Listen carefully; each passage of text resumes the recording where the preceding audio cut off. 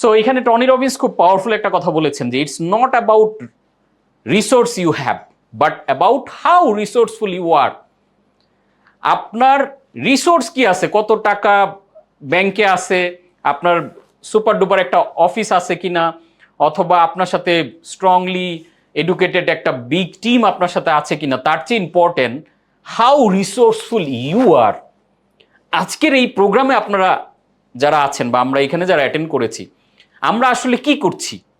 আমরা নিজেকে রিসোর্সফুল করছি। আমার ব্রেনকে যদি আমি রিসোর্সফুল করতে পারি, অটোমেটিক্যালি দেখবেন যে আপনি অল্প রিসোর্স দিয়ে অনেক দূর চলে যেতে পারছেন। আমি যদি আমার জায়গা থেকে বলি, আমি যখন নিজে রিসোর্সফুল ছিলাম না, আমার কাছে অনেক রিসোর্স ছিল, আমি আমার বন্ধুদের নিয়ে ব্যবসা শুরু করেছিলাম, আমি আমার পার্টনার নিয়েছিলাম, আমি অনেক টাকা ইনভেস্ট নিয়ে ব্যবসা শুরু করেছিলাম, বাট এগুলো রিসোর্স, আমি রিসোর্সফুল ছিলাম না। তখন কি হয়েছে, একটার পর একটা আমি 13 ধরনের ব্যবসাতে লস করেছি এবং অন এভারেজ 5 থেকে 6 কোটি টাকা আমার জলে চলে গেছে বলা চলে। কেন? আমি চেষ্টা করছিলাম যে টাকা দিয়ে বিজনেসটাকে বড় করে ফেলবো, আমি চেষ্টা করছিলাম শুধু টিম দিয়ে বড় করে ফেলবো, আমি চেষ্টা করছিলাম আমার কমন সেন্স দিয়ে, আমার প্ল্যান দিয়েই মনে হয় অনেক বড় ব্যবসা করে ফেলা যাবে। কিন্তু এই 5-6 কোটি টাকা লস করতে করতে গিয়ে আমি যা কিছু শিখলাম, এই 13টা ব্যবসায় লস করার পরে আমি বুঝলাম যে না, আমাকে রিসোর্সফুল হতে হবে আগে। যেহেতু as a founder, as a উদ্যোক্তা, আমার থেকে পুরো জিনিসটা কপি হচ্ছে, আমি পুরো ব্যাপারটাকে রান করছি। সো আমি যদি রিসোর্সফুল হই, এটা হচ্ছে বেস্ট রিসোর্স। আমি রিসোর্সফুল হলে তখন আমি প্রপারলি এই টাকাগুলোকে ইউটিলাইজ করতে পারবো। সো যেই বিজনেস আমি 13টা ব্যবসা 5-6 কোটি টাকা লস করে দাঁড় করাইতে পারি নাই, সেইখানে আমি আবার মাত্র 20,000 টাকা দিয়ে জাস্ট ওই যে ন্যাচারালসের প্রোডাক্ট কিনে ছোট্ট করে শুরু করলাম, সেইটা আজকে দেখা গেল যে বিগ অর্ডার 4-5 কোটি টাকার অর্ডার জেনারেট করে। শুরুটা কত, রিসোর্সটা আমার 20,000, কিন্তু তখন যেটা হয়েছে, আমার ব্রেইনটা তখন আবার কোটি টাকার রিসোর্স। সো আমি যখন resourceful, that is the biggest investment in my business. So এই জিনিসটা আমরা মাথায় রাখবো যে আমাকে যদি আমি রিসোর্সফুল করতে পারি, তাহলে আমি অল্প রিসোর্সে অনেক বেস্ট আউটপুট নিয়ে আসতে পারবো। বাট আমাকে যদি আমি রিসোর্সফুল না করতে পারি, চারদিকে অনেক রিসোর্স থাকলে আমার সাথে আপনার সাথে ট্যালেন্টেড অনেক পিপল আসবে, আপনি ধরে রাখতে পারবেন না। আপনার কাছে অনেক টাকা পুঁজি থাকবে, এই পুঁজি লস করে করে আপনি জিরোতে চলে আসবেন। সো নিজেকে রিসোর্স করা, এবং আমি কংগ্রাচুলেট করি, আমি অ্যাপ্রিসিয়েট করি যে আপনারা নিজেকে রিসোর্সফুল করার এই উদ্যোগটা নিয়েছেন। কারণ যখন আপনি রিসোর্সফুল হয়ে যাবেন, তখন দেখবেন যে চারদিকে শুধু অপরচুনিটি। আপনি যেটা করবেন অর্গানাইজড হয়ে, আপনি এলোপাথারি কোনো দিকে দৌড় দিবেন না। আচ্ছা এই বিজনেসটা ভালো মনে হইতেছে, আচ্ছা সবাই তো ভালো করতেছে, আপনি তখন দৌড় দিবেন না। আপনি বুঝে শুনে ঠান্ডা মাথায় সুন্দর করে বিজনেসকে গুছিয়ে নিতে পারবেন। সো উদ্যোক্তাগিরি বা entrepreneurship is the greatest form of learning. কেন আমরা উদ্যোক্তা হই? এত ভেজাল, এত প্রবলেম, এত পেরেশানি, এত ফেরা, তারপর আমরা কেন উদ্যোক্তা হতে চাই? কারণ এটার হিডেন কিছু বেনিফিট আছে, এটার মধ্যে একটা মজা আছে। ওই যে যেমন নাগামরিচের ঝাল মানুষ খায়, কেন খায়? কারণ ওই ঝালটার মধ্যে তারা একটা মজা পায়। সো এরকম একটা ঝালের মধ্যে একটা মজা, এই স্পাইস জিনিসটার মধ্যে একটা ডিফারেন্ট টেস্ট তারা খুঁজে পায়। সো এন্টারপ্রেনিয়রশিপের মজাটা কই? Entrepreneurship is the greatest form of learning and development. আমার school life, college life, university লাইফে আমি এত পড়াশোনা করি নাই, আমি ব্যবসা করতে এসে যে পরিমাণ পড়াশোনা করলাম। আমি গত ক্লাসে আমার ছোট ভাইয়ের গল্প বলছিলাম যে একসময় ও ঈদের দিনও বসে পড়তো, রাতে দেখা গেলো আমি মাঝরাতে ঘুম থেকে উঠছি, দেখছি ও টেবিলে বসে পড়তেছে। তো ওর পড়ার কারণে আব্বু আম্মু আমাকে বকা দিত, আমি মারধর খাইতাম, ওর উপরে খুব ক্ষিপ্ত যে এত পড়তে হয় নাকি, পাগলের মতো, বলদের মতো, মানে মাঠে খেলতে যাচ্ছে না অন্য কিছু। কিন্তু ওর ওই পড়াশোনা দিয়ে ও বিসিএস ক্যাডার হয়ে একটা জায়গায় চলে গেছে। আজকের দিনে যেটা হয়েছে, আমি যখন ব্যবসা করতে আসলাম, এবার দেখা গেছে যে আমি ওর চেয়ে বেশি পড়াশোনা করছি, রাতের পর রাত, দিনের পর রাত দিন। মানে আমার চারদিকে, আমার বিছানার মধ্যে বই, আমার টেবিলের মধ্যে বই, আমি ডাইনিং এ খেতে বসি ওইখানে বই, মানে আমার চিন্তাধারা হচ্ছে চারদিকে আমি একটা জ্ঞানের ভান্ডার। আমি দেখা গেল ফ্রি সময় আসি, একটু ফাঁকা 2 মিনিট চিন্তা করে একটা বইয়ের একটা কোট মাথায় নিয়ে নিলে আমার একটা লার্নিং হয়ে গেল। এই যে লার্নিং ইনথুজিয়াস্ট, এটা যখন আমি বুঝতে পারছি যে উদ্যোক্তাগিরি মানে আমার লার্নিং অ্যান্ড ডেভেলপমেন্টের মধ্যে কন্টিনিউ থাকতে হবে, সেইটা আমার জন্য লাভ হচ্ছে, আমার ব্যবসায়ী স্কিলগুলো কাজে লাগছে, পাশাপাশি আমার লাইফ অনেক অর্গানাইজড হয়ে গেছে। আমি নিজেকে এখন খুব ভালো বুঝতে পারি, আমি যে কোনো কিছুকে বেটার ডিল করতে পারি। এই লার্নিং অ্যান্ড ডেভেলপমেন্টের প্রসেসটা হয় উদ্যোক্তাগিরির মাধ্যমে। তারপরে it will make you passionate. উদ্যোক্তাগিরি কিন্তু একটা প্যাশন নাম, নট অনলি প্রফেশন। যে আমি এমন একটা কিছু করতে চাই যেখানে অনেক কষ্ট থাক, বাধা বিপত্তি থাকে। এই যে বাধা বিপত্তি মোকাবেলা করার যে টেস্ট, মানুষ দেখেন এভারেস্টে চূড়ায় ওঠে কেন? এই চূড়ায় উঠে বছরের পর বছর পরিশ্রম করে। এই যে বাংলাদেশের মুসা ইব্রাহিমের ঘটনা শুনছিলাম, যে সে বলতেছিল যেদিন থেকে সে এভারেস্টে ওঠার প্ল্যান নিল সেই দিন থেকে 25 কেজির 30 কেজির একটা মানে ব্যাগ সে কাঁধে করে ঘুরে বেড়াইতো, এবং কখনো সে লিফটে উঠতো না। 25 তলা বিল্ডিং, 30 তলা বিল্ডিং, 20 তলা বিল্ডিং, সে ওই বোঝা নিয়ে সিঁড়ি দিয়ে হেঁটে যেত। কেন? কারণ ওই 25-30 কেজিটার সাথে বাসে জার্নি করা, হাঁটা চলা, সবসময় এটা ক্যারি করতে করতে শরীরের সাথে এটা যাতে অ্যাটাচ হয়ে যায়। ডেডিকেশনটা বলতেছি, যে এভারেস্টে যারা ওঠে এই লেভেলের ডেডিকেশনটা কিন্তু লাগে। এত কষ্ট করে দিন শেষে যে মানুষটা যখন এভারেস্টে ওঠে তখন মাত্র কয়েক সেকেন্ড বা কয়েক মিনিট সে ওইখানে দাঁড়িয়ে হয়তো দেশের জাতীয় পতাকাটা রেখে আবার দ্রুত নেমে যায়। কারণ তখন একটাই প্ল্যান, দ্রুত নেমে, কারণ নামার পথে অনেক মানুষ মারা যায়। কারণ আপনি নামার পথে মারা গেলে তো হচ্ছে না, আপনাকে সাকসেসফুলি বেঁচে দেশে আসলে না আপনাকে সেলিব্রেট করবে, আপনাকে এভারেস্টের আরোহীদের তালিকায় আপনার নাম লেখা হবে। এই কাজটা কখন করে মানুষ, কতটুকু প্যাশনেট আপনি চিন্তা করে দেখেন। সে 29-30 হাজার ফিট মানে ফিট উপরে এই বরফের মধ্য দিয়ে, এত -ডিগ্রি তাপমাত্রার মধ্য দিয়ে এত কষ্ট করে বছরের পর বছর পরিশ্রম করে, just because of only 2 or 3 minute ওই পাহাড়টার উপরে থাকার জন্য। হয়তো আমাদের সাধারণ মানুষের দৃষ্টিতে এটা একটা পাগলামি, কিন্তু তার জন্য এটা একটা প্যাশন, যে ওই চূড়ায় আমি উঠবো। ঠিক উদ্যোক্তাগিরিটা, এন্টারপ্রেনিয়রশিপটা এরকম একটা প্যাশনের নাম, যেটা দিয়ে আমরা এভারেস্টের মতোই, ওইটা হয়তো দৃশ্যমান এভারেস্ট সবাই দেখে, উদ্যোক্তা জার্নি ইটসেলফ একটা এভারেস্টে ওঠার মতো। এটা হয়তো কেউ দেখে না, অদৃশ্য এভারেস্টে আমরা উঠছি। খেয়াল করে দেখেন, এভরিডে চ্যালেঞ্জেস, সেই বরফের পাহাড়ে উঠতে গিয়ে প্রতিনিয়ত মানে হিমশীতল বাতাস, ওই যে মানে আমাকে কাঁপিয়ে ফেলছে, আমাকে ভেঙে চুরে খান খান করে দিতে চাচ্ছে, সেটাকে মোকাবেলা করে যেভাবে এগিয়ে যায় একজন আরোহী, একজন উদ্যোক্তা কিন্তু ঠিক এইভাবে করে প্যাশনেট হয়ে, এই প্যাশনের কারণে সে কোনো কিছুতে তাকায় না, মানে এগিয়ে যাওয়ার যে স্পৃহাটা থাকে, এই যে স্পৃহাটা, এই যে প্যাশনটা, এটা কিন্তু একটা ডিফারেন্ট টেস্ট। এই টেস্ট আসলে অন্য কিছু কোনো কিছু দিয়ে কাভার করা সম্ভব না। এই জন্য যারা দেখবেন বছরের পর লস করেও, বিপদে পড়েও তারপরে এই পথ থেকে সরে যায় না। অ্যান্ড এটা কি করে, teach you how to handle the pressure. আমি দেখেছি বিশেষ করে আমাদের দেশের, বাংলাদেশের যারা উদ্যোক্তা, যেই পরিমাণ প্রেশার হ্যান্ডেল করতে পারে, আনবিলিভেবল। মানে টাকা নাই, ঋণ, ব্যাংক লোনের প্রেশার, পাওনাদারের প্রেশার, অফিস ভাড়া দিতে পারছে না, বিদ্যুৎ লাইন অফ করে দিচ্ছে, তারপরেও এই যে ঘুরে দাঁড়ানোর যে হ্যান্ডেল করার যে প্রেশার, এই মানসিকতাটা, যে এই যে জায়গাটা, এটা উদ্যোক্তাগিরি ছাড়া হয় না। তারপরে ইনোভেশন, হাউ টু ইনোভেট। উদ্যোক্তারা প্রতিনিয়ত চিন্তা করে আমার ব্যবসায় নতুন কিছু আনা যায় কিনা, কিভাবে ইনোভেট করে মার্কেটিং করা যায়, কিভাবে ইনোভেট করে প্রোডাক্ট রেডি করা যায়, যেই প্রোডাক্ট আরো হাজারো মানুষের লাইফ চেঞ্জ করে দিবে। দেখেন, উদ্যোক্তারা যদি এত ইনোভেশন পৃথিবীতে না করতো, আপনি চিন্তা করে দেখেন তো, এই যে জুমের ফাউন্ডারের কথা আমরা ক্লাসে ঢোকার আগে গল্প করছিলাম, এই জুমের ফাউন্ডারের 2 বছর লাগছে আমেরিকার ভিসা পেতে, 8 বার সে রিজেক্ট হয়েছে। এখন আমরা অনেকেই হয়তো মানে উদ্যোক্তার মেন্টালিটি যদি তার মধ্যে না থাকতো, এন্টারপ্রেনিয়রশিপ যদি না থাকতো, সে চিন্তা করতো দৌড়, এই দেশ ভিসা দেন, আমি যাবই না। সে কিন্তু ভিসা পরে নিয়েছে, 2 বছর অপেক্ষা করে ভিসা পেয়ে সেইখানে সে জুম প্রতিষ্ঠা করেছে। এই জুম দিয়ে আজকে দেখেন তার ইনোভেশন, আমরা বাংলাদেশের সেই রাঙামাটি থেকে, সেই যশোর থেকে, সেই চিটং থেকে, বিভিন্ন ডিস্ট্রিক্ট থেকে আমরা এখানে একত্রিত হয়ে ক্লাস করছি বিকজ অফ জুম। এই যে ইনোভেশন, এটা উদ্যোক্তা না হলে কিন্তু সম্ভব হইতো না। আজকে ফেসবুক বলেন, ইউটিউবের থ্রুতে, আজকে গুগল, আজকে ভেবে দেখেন তো, গুগল বাদে একটা দিন আমরা ভাবতে পারি কিনা ইনফরমেশন সেন্টার, এটা কিন্তু ইনোভেশন থেকে আসছে। সো আপনি উদ্যোক্তা মানে কি, আপনার মধ্যে ইনোভেশনটা কন্টিনিউ রাখবেন। এই যে ওপেন মাইন্ডেড, তারা কন্টিনিউ নতুন কিছু চিন্তা করে। অ্যান্ড তারা কি করে, হাউ টু কমিউনিকেট, উদ্যোক্তাদের কমিউনিকেশন স্কিল। আমি অনেক ইন্ট্রোভার্ট মানুষ দেখেন, বাট আমি উদ্যোক্তা হয়ে যখন কন্টিনিউ কাজ করে করে এই ইন্ট্রোভার্ট মানুষটা এখন হাজারো মানুষের সাথে কথা বলি, হাজারো মানুষের সাথে মিশতে পারি, নেগোশিয়েট করতে পারি, কত জায়গায় যেতে পারি।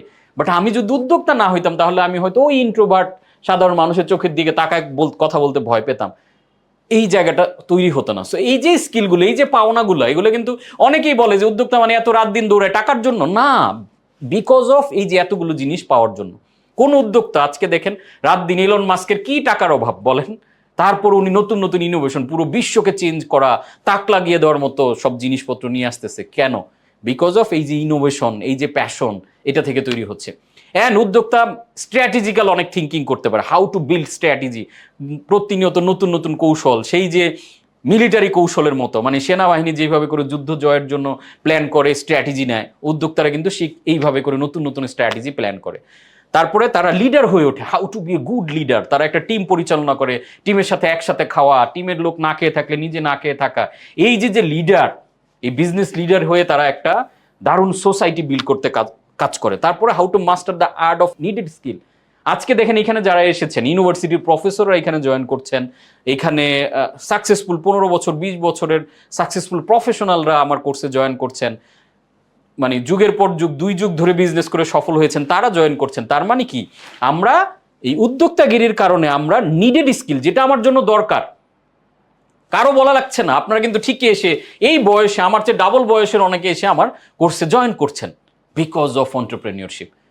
তারপর how to solve a real problem. আমরা উদ্যোক্তা হয়ে শুধুমাত্র বিজনেসের প্রবলেম না, আপনি উদ্যোক্তা হতে হতে এমন একটা লিডার হয়ে যান, দেখবেন যে আপনার ফ্যামিলির যে কোনো প্রবলেম আপনার কাছে আসে, এই তুমি একটু বলো তো বাবা, এই আপনি একটু আমার এই জিনিসটা সলভ করে দেন তো ভাইয়া।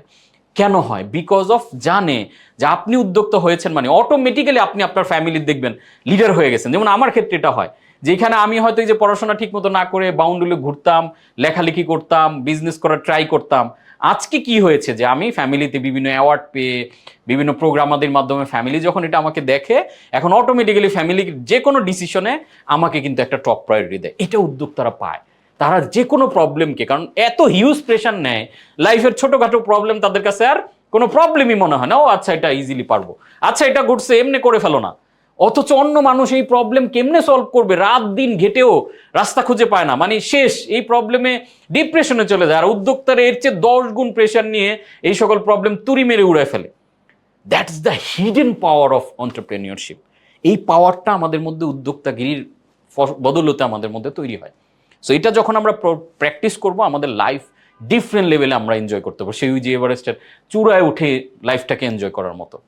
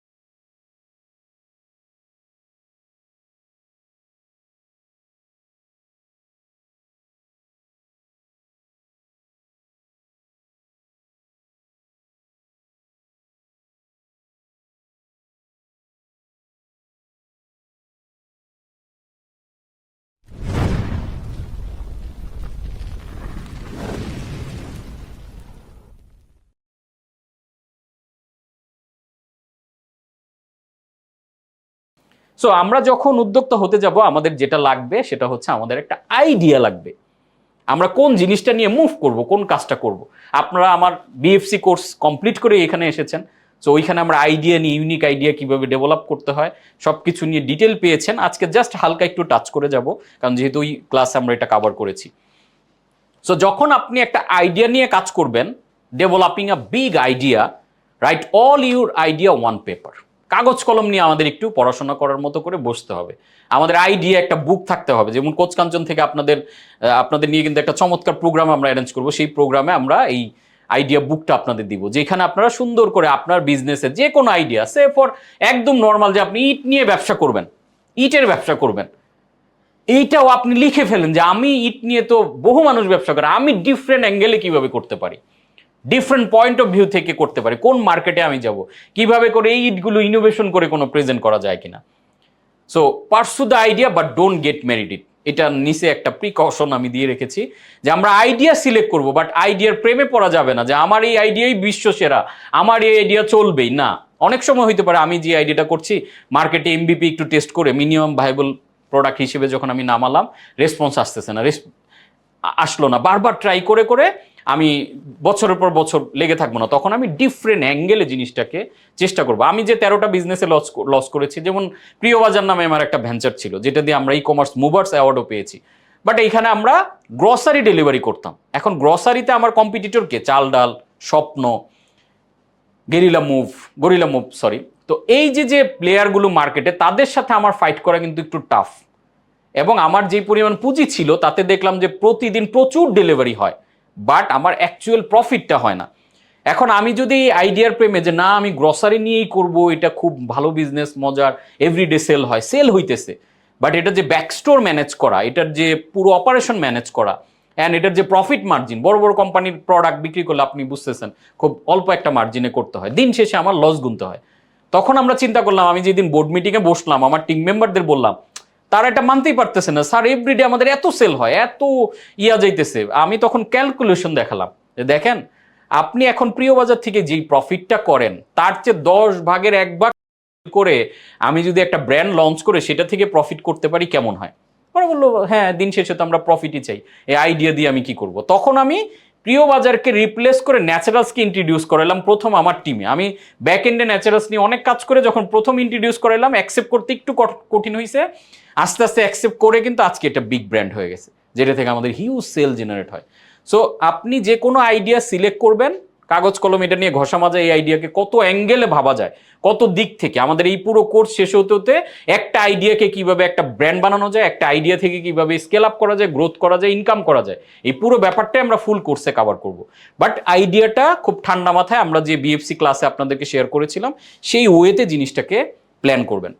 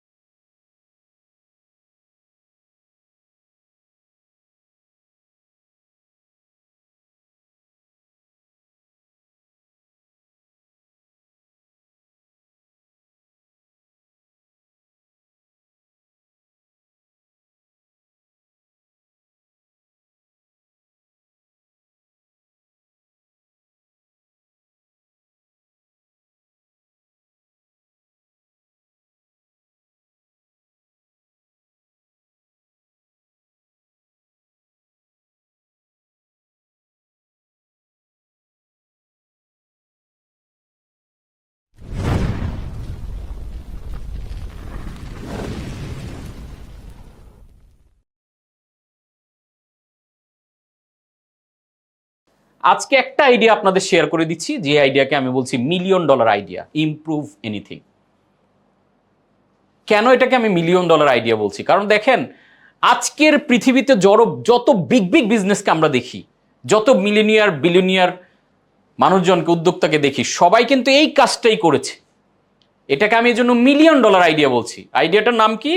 Improve anything. আপনি চাইলে যে কোনো কিছুকে ইমপ্রুভ করে বিজনেস করতে পারেন।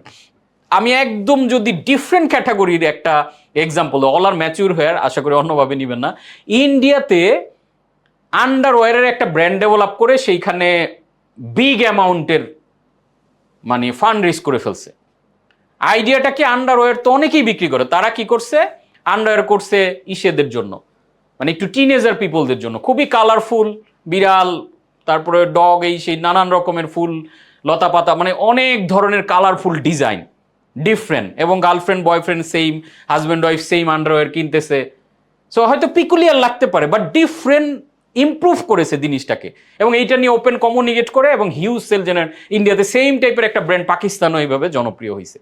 সো তারা কি করেছে? মেইনলি মার্কেটের নর্মাল জিনিসটাকে ইমপ্রুভ করেছে। আজকে দেখেন, উবারের কথা যদি বলেন, উবার কি করেছে? মার্কেটে রেন্টেকার কিন্তু অ্যাভেলেবেল সারা পৃথিবীতে ছিল, যে আপনার একটা গাড়ির লাগলে আপনি একটা রেন্টেকারে যাবেন, সে একটা পেমেন্ট দিয়ে গাড়িটা একটা নির্দিষ্ট টাইমের জন্য ভাড়া নিয়ে আসবেন।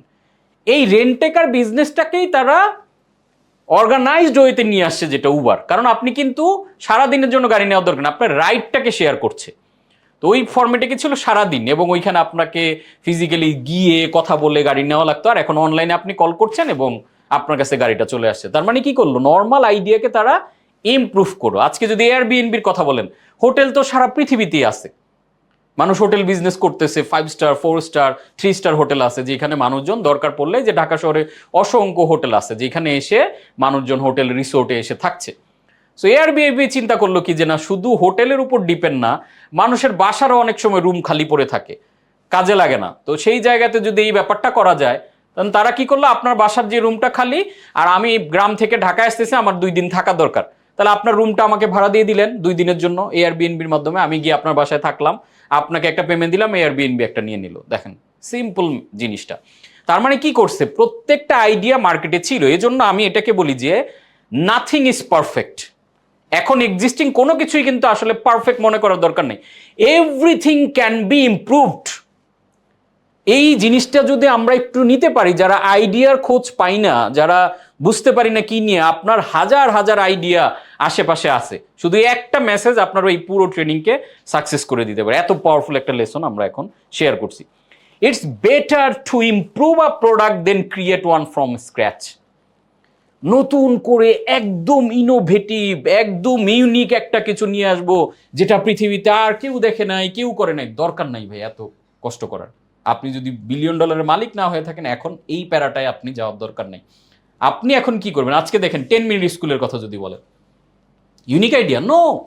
খান একাডেমি ততদিনে পৃথিবী বিখ্যাত হয়ে গেছে। ওই খান একাডেমি থেকে ইন্সপায়ার হয়ে আমাদের আয়মান সাদিক জিনিসটাকে বাংলাদেশের মডেলে সুন্দর করে ডেভেলপ করেছে, লাইফ চেঞ্জিং। অ্যান্ড সে কি করেছে? আইডিয়াটা নিয়ে শুধু বসে থাকেন, এটাকে প্রপার এক্সিকিউশন করেছে। আজকে চাল ডাল বাংলাদেশে শুরু করেছে 2013 সালে। তার অনেক আগে ইন্ডিয়াতে 2011 সালে বিগ বাস্কেট অনেক পপুলার, এই গ্রসারি ডেলিভারিতে বিগ বাস্কেট এখনো অনেক পপুলার, সার্চ দিলে আপনারা পাবেন। তাহলে এই যে সারা ওয়ার্ল্ডে যখন এই রেভলিউশনটা শুরু হলো, তখন তারা কি চিন্তা করলো? আচ্ছা, এই জিনিসটা তো বাংলাদেশে গ্যাপ আছে, তাহলে আমি ওইটাকে বাংলাদেশে ইমপ্লিমেন্ট করি। সাকসেস। তার মানে যে কোনো জিনিসকে যদি আপনি একটু ডিফারেন্ট অ্যাঙ্গেল, একটু ইমপ্রুভড ওয়েতে মার্কেটে দিতে পারেন, তাহলে কিন্তু মার্কেট ডোমিনেট করার সুযোগ আছে। সব কিছুকে ইমপ্রুভ করা যায়। আজকে দেখেন বেকারি বিজনেসের কথা চিন্তা করে দেখেন, অল টাইম কি করলো? বেকারি, চায়ের দোকানে সবাই খাচ্ছে রুটি, তারপরে বিস্কিট বা বিভিন্ন জিনিসগুলো, অল টাইম কি করলো? জিনিসটাকে ইমপ্রুভ করলো, সুন্দর একটা প্যাকেজিংয়ে নিয়ে আসলো, অল টাইম নামে একটা ব্র্যান্ড নেম দিল, ওয়াশ আউট মার্কেট থেকে। নর্মাল বেকারিজ বিজনেস যারা করতো, তারা দেখেন যে দিনের মুহূর্তের মধ্যে ওয়াশ আউট হয়ে গেল। কেন? কারণ তারা ওই স্মার্টনেস, অটোমেটেড ফ্যাক্টরি, এগুলো না। কারণ ওই বেকারি নিয়ে আমাদের মধ্যে অনেক সন্দিহান একটা অবস্থা ছিল, যে বেকারিতে প্রপারলি সুন্দর করে মেক করে না। ওরা যখন দেখালো অটোমেটেড মেশিনে সুন্দর করে প্যাকেজিংয়ে আপনাদেরকে দিচ্ছে, দেখেন ডেভেলপ হয়ে গেল। দেখেন বাংলাদেশে মেন্টাল হেলথ নিয়ে সাইকোলজিস্ট, সাইকিয়াট্রিস্টরা যুগের পর যুগ অনেক বছর ধরে কাজ করছে, বাট এই জায়গাতে অর্গানাইজড হইতে লাইফ স্প্রিং কি করলো? সুন্দর করে ভিডিও বানানো শুরু করলো। যে সকল টপিকে কেউ কথা বলে না, ফ্রন্ট লাইনে এসে কথা বলা শুরু করলো। তারা এমন একটা জায়গা নিয়ে নিয়েছে, আপনি চিন্তা করে দেখেন। মাসে এখন কয়েক কোটি টাকা শুধু তাদের খরচ। তাহলে এই কয়েক কোটি টাকা খরচ করতেছে, তার মানে বুঝছেন আর্নিংটা কোথায়। আর মেন্টাল হেলথের কোনো কিছু চিন্তা করলে টপ অফ মাইন্ডে কিন্তু আমার লাইফ স্প্রিং চলে আসতেছে, বা এই জিনিসগুলো ফ্রন্ট লাইনে এসে একটু অর্গানাইজড হইতে ডিজিটালি জিনিসটাকে করার কারণে কি হয়েছে, তাদের চেয়ে অনেক বড় বড় সাইকোলজিস্ট, সাইকিয়াট্রিস্ট, অনেক ভালো ভালো প্রতিষ্ঠান আছে, জিনিসটা প্রপারলি ফ্রন্ট লাইনে এনে তারা করতে পারেনি। এইভাবে আপনি চিন্তা করে দেখেন যে যে কোনো জিনিসকে ডিফারেন্ট ওয়েকে একটু ইমপ্রুভ করেন, তাহলে দেখবেন যে এইখান থেকে বিগ বিজনেস বের হচ্ছে। আপনি কিভাবে ইমপ্রুভ করবেন দেখেন, হোয়াট ক্যান ইউ ইমপ্রুভ, কি কি ইমপ্রুভ করতে পারেন। বিগার বলতে বোঝাচ্ছি কি, যে মার্কেটে কোনো একটা প্রোডাক্ট ধরেন ছোট সাইজে বিক্রি হয়, 100 গ্রামে বিক্রি হয়, 200 গ্রামে বিক্রি হয়, আপনি 5 লিটারের একটা প্যাক নিয়ে আসলেন। এখন সে ফর ঘি, মার্কেটে সবাই ঘি নিয়ে মারামারি করতেছে, ছোট ঘি ছোট ঘি। আপনি কি করলেন, শুধুমাত্র চিন্তা করলেন যে না, আমি ঘি বিক্রি করব একটা নির্দিষ্ট সেগমেন্টের জন্য, বড় সাইজের, আমি কোনোদিন ছোট সাইজে 5 লিটারের ঘি বিক্রি করব। কার কাছে করবেন?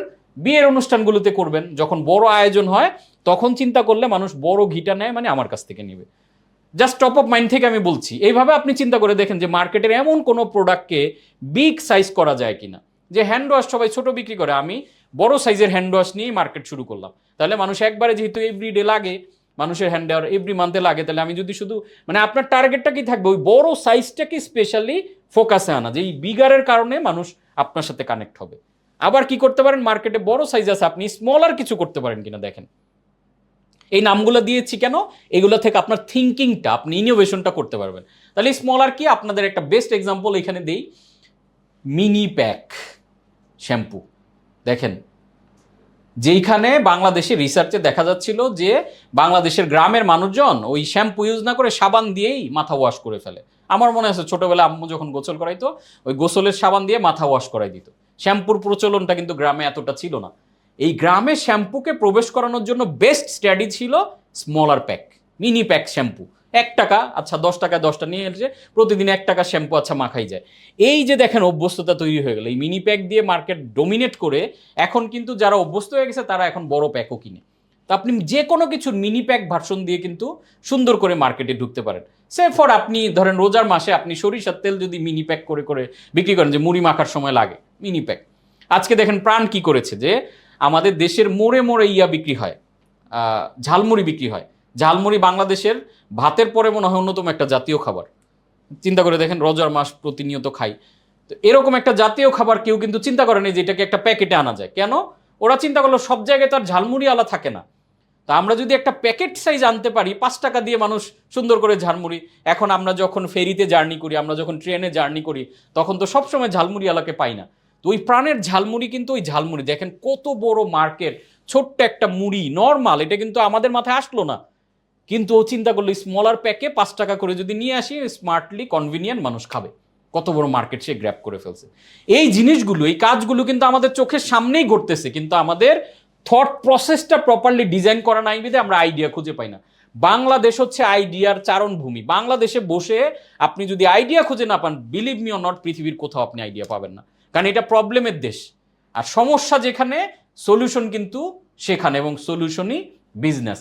সো আমাকে প্রবলেম খুঁজতে হবে যে আচ্ছা মানুষের এই জিনিসটা পছন্দ, এটাকে আমি কি স্মলার কোনো একটা সাইজে। আজকে দেখেন চাটনি, বাংলাদেশের বিশেষ করে মেয়েরা যখন জার্নি করে, বমির সমস্যা থাকে, আচারটা অনেকেই পছন্দ করেন। সব জায়গায় তো আচারওয়ালা নাই। আজকে দেখেন গার্লস স্কুলগুলোর সামনে আচারওয়ালা বসে থাকে, তখন ওই আচার কিভাবে বানাইছে না বানাইছে কনফিউজ থাকে। প্রাণ কি করলো? প্রাণ চাটনি। দেখেন বিগ ব্র্যান্ড, কিন্তু কত ছোট লেয়ারের ছোট্ট প্রোডাক্ট নিয়ে কাজ করতেছে। প্রাণ চাটনি সুন্দর ব্র্যান্ড করে দিছে, এই চাটনি দিয়ে বিগ বিজনেস করতেছে তারা। এবং এটা ক্যারি করার ঝামেলা নাই, সুন্দর করে চাটনি বানিয়ে প্যাক করে যদি মার্কেটিং করা যায় দোকানগুলোতে, এক একটা চাটনি থেকে আপনি 10-20 পয়সা আর্নিং করলেও আপনার জন্য হিউজ বিজনেস। প্রাণের জন্য এটা কোটি কোটি টাকার বিজনেস। দেখেন একটা ওয়ার্ড, আমি দেখেন এইখানে এগুলো নিয়ে, শুধু এই স্লাইডটা নিয়ে যদি কথা বলি, আমার মনে হয় আমি 3 ঘন্টা কথা বলতে পারবো, যে কত ডিপে ঢোকা যায় এক একটা ওয়ার্ড দিয়ে, যে আমি কোন জিনিসটাকে স্মলার ভার্সনে এনে মার্কেটে ঢুকতে পারি। যেমন সে ফর মধু নিয়ে এখন মারামারি কামড়াকামড়ি, সবাই মধু বেচতে চায়। আপনি স্মলার 5 টাকার সাইজের একটা স্মল প্যাক, মিনি প্যাক মধু নিয়ে আসেন, চায়ের দোকান, টং দোকানগুলোকে অ্যাভেলেবেল করে যান। হানি টি ধরেন, হানি টি হিসেবে খাবে মানুষ, চায়ের দোকানে চা খায় তো একটু মধু ছেড়ে, মধু যে উপকার এটা সবাই জানে। এখন এটাকে অ্যাভেলেবেল করা, অ্যাভেলেবেল মার্কেটে দিয়ে দিতে পারাটা হচ্ছে ইনোভেশন।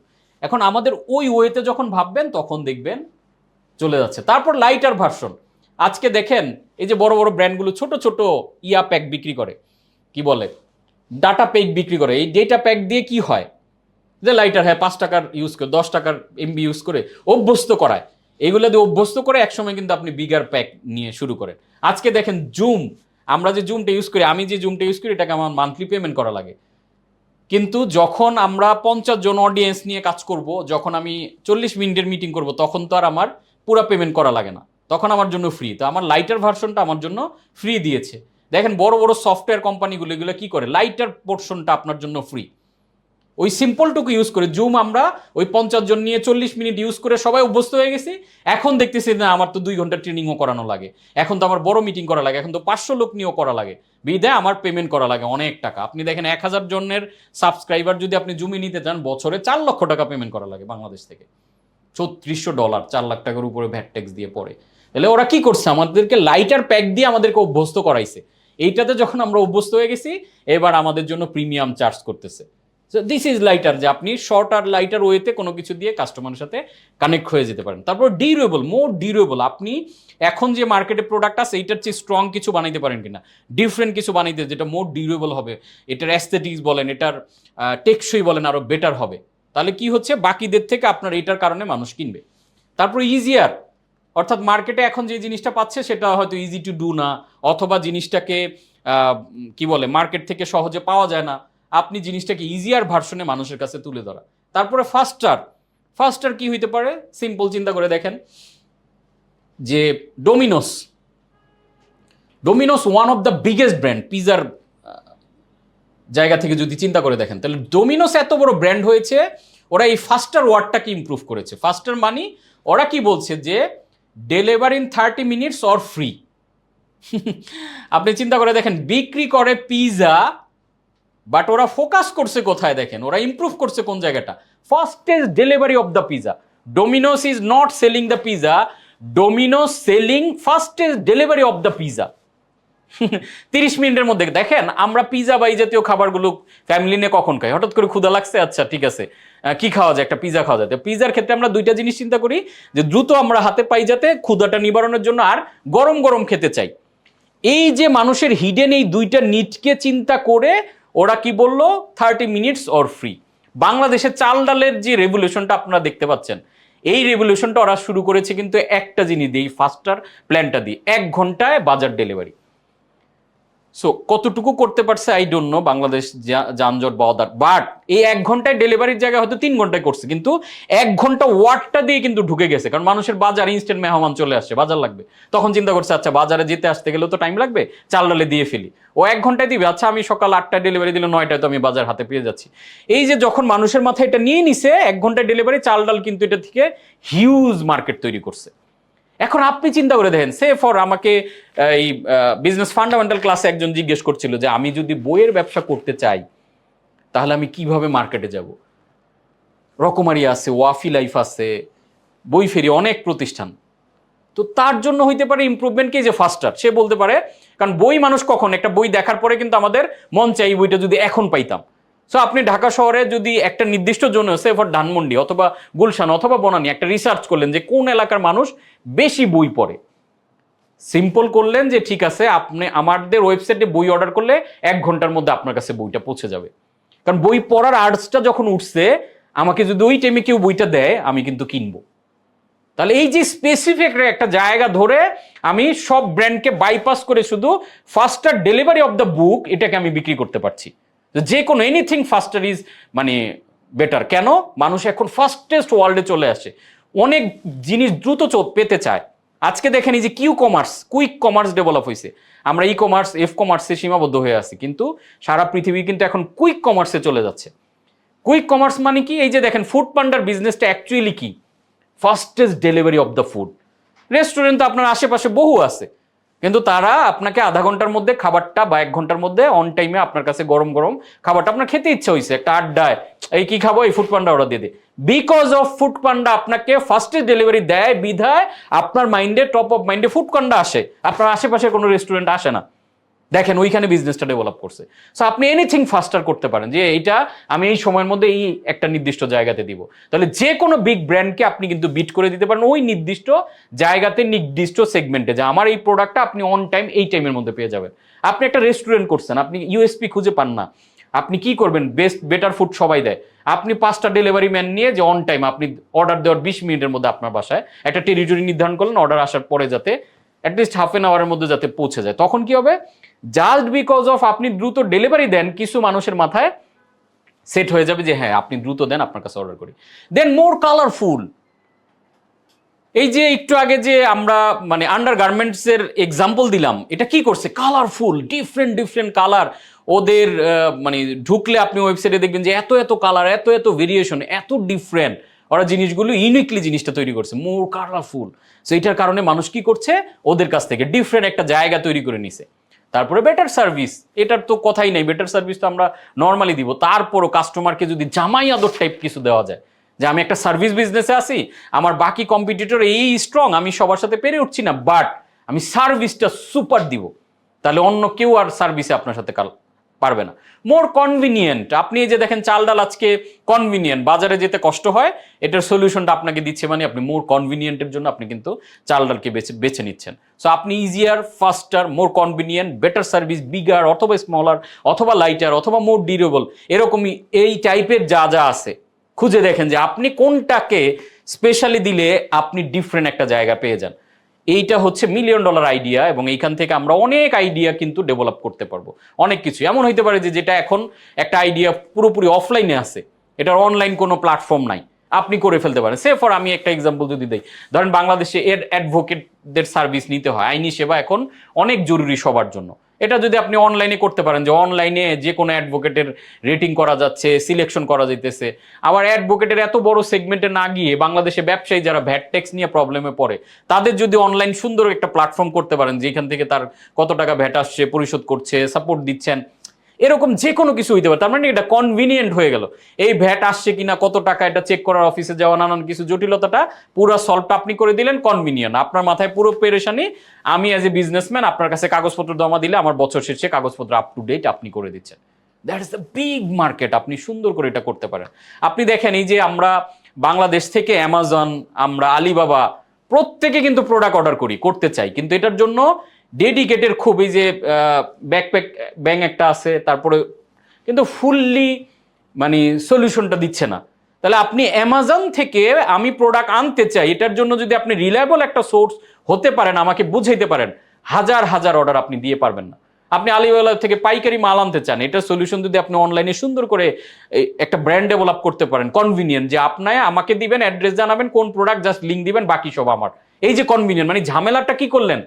প্রবলেমটা কি? আমি অ্যামাজন বা আলিবাবা থেকে প্রোডাক্ট পছন্দ করি, আনতেও চাই, কিনতেও চাই, হয়তো বা আমার ইন্টারন্যাশনাল পারচেস করার মতো আমার ক্রেডিট কার্ড নাই, তাহলে এটা যে আমার জন্য প্রবলেম। আপনি এই সলিউশনটা দিলেন যে আমি পেমেন্ট করে দেবো, আপনি আমাকে টাকায় পেমেন্ট করবেন অথবা বিকাশে পেমেন্ট করবেন। তারপর আনবো যে শিপিং কেমনে করব, আমাকে কি কাস্টমস আটকায় দিবে কিনা, ভ্যাট ট্যাক্স ইস্যু, এগুলো যদি আপনি বলেন, আপনি সলিউশন করে দিবেন, আচ্ছা ঠিক আছে, আমার এই প্রোডাক্টটা যে কতদিন, এতদিনে, বাকি ঝামেলা আপনি এবার তৈরি করেন কিভাবে এগুলো আপনি ম্যানেজ করবেন।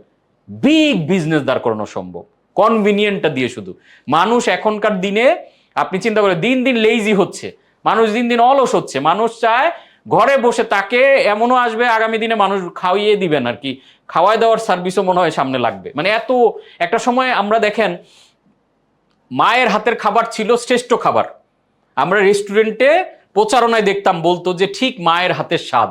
তার মানে আমাদের রেস্টুরেন্টে আপনি যে খাবার পাবেন সেখানে আপনি ঠিক মায়ের হাতের খাবারের যে টেস্ট, এই টেস্টটা পাওয়া যায়।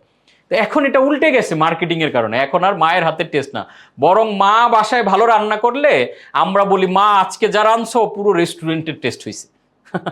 সো আমরা কি হয়েছে, এখন আর ওই মা কষ্ট করে রান্না করবে, পিঠাপুলি বানাবে, এটা আর বানাইতে চায় না। সো আপনি সুন্দর করে এটা যদি বানাই, এই যে শীতের সিজন আসতেছে সামনে, বাংলাদেশে পিঠা নিয়ে ভালো কোনো ব্র্যান্ড নাই, বানাইতেছে অনেকে পিঠার সেই আদিম টেস্ট, আমাদের এই দাদি নানিরা বা মা চাচিরা বানাতো যে সেই টেস্টটা নাই।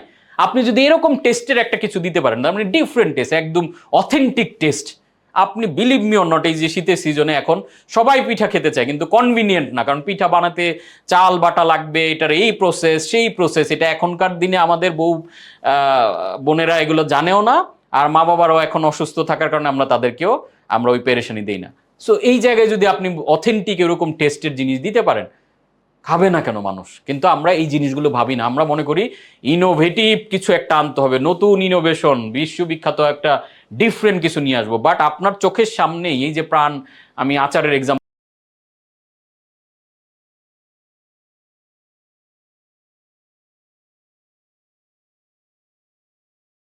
দিলাম, ঝালমুড়ির এক্সাম্পল দিলাম, অল টাইমের এক্সাম্পল দিলাম, শুধু প্যাকেটজাত করতেছে। দেখেন এটাই কত বড় idea.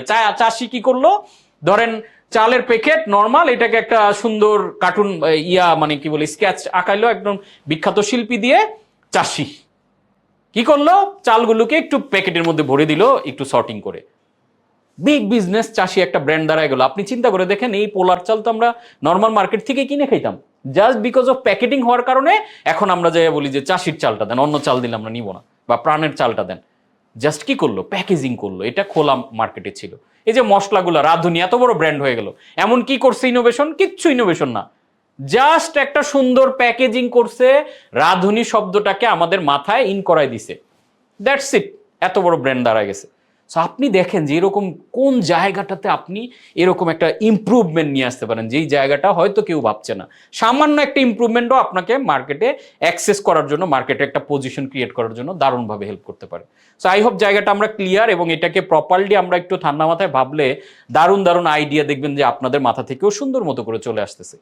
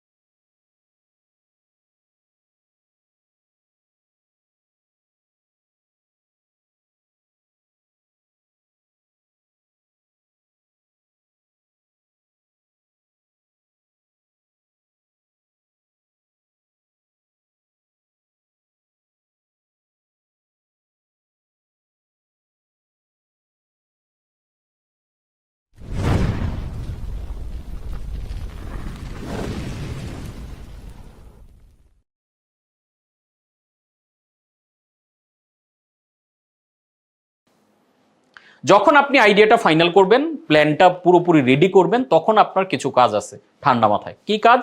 Filter your idea, filter them, focusing.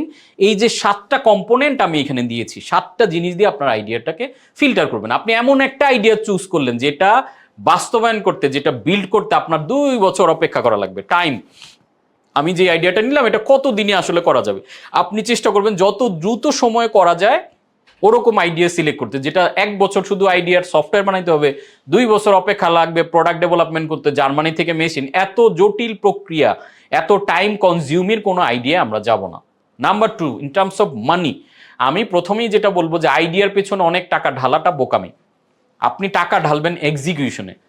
Simple একটা আইডিয়া যে ঠিক আছে আমি এক্সিকিউশনটা ডিফারেন্ট করব, এক্সিকিউশনটা বেটার করব। দেখেন, আপনাদের যদি একটা পারফেক্ট এক্সাম্পল দেই, যে বাংলাদেশে আজকে যে সাকসেসফুল স্টার্ট আপগুলো দেখি, তারা সবাই কিন্তু ফার্স্ট মুভার না।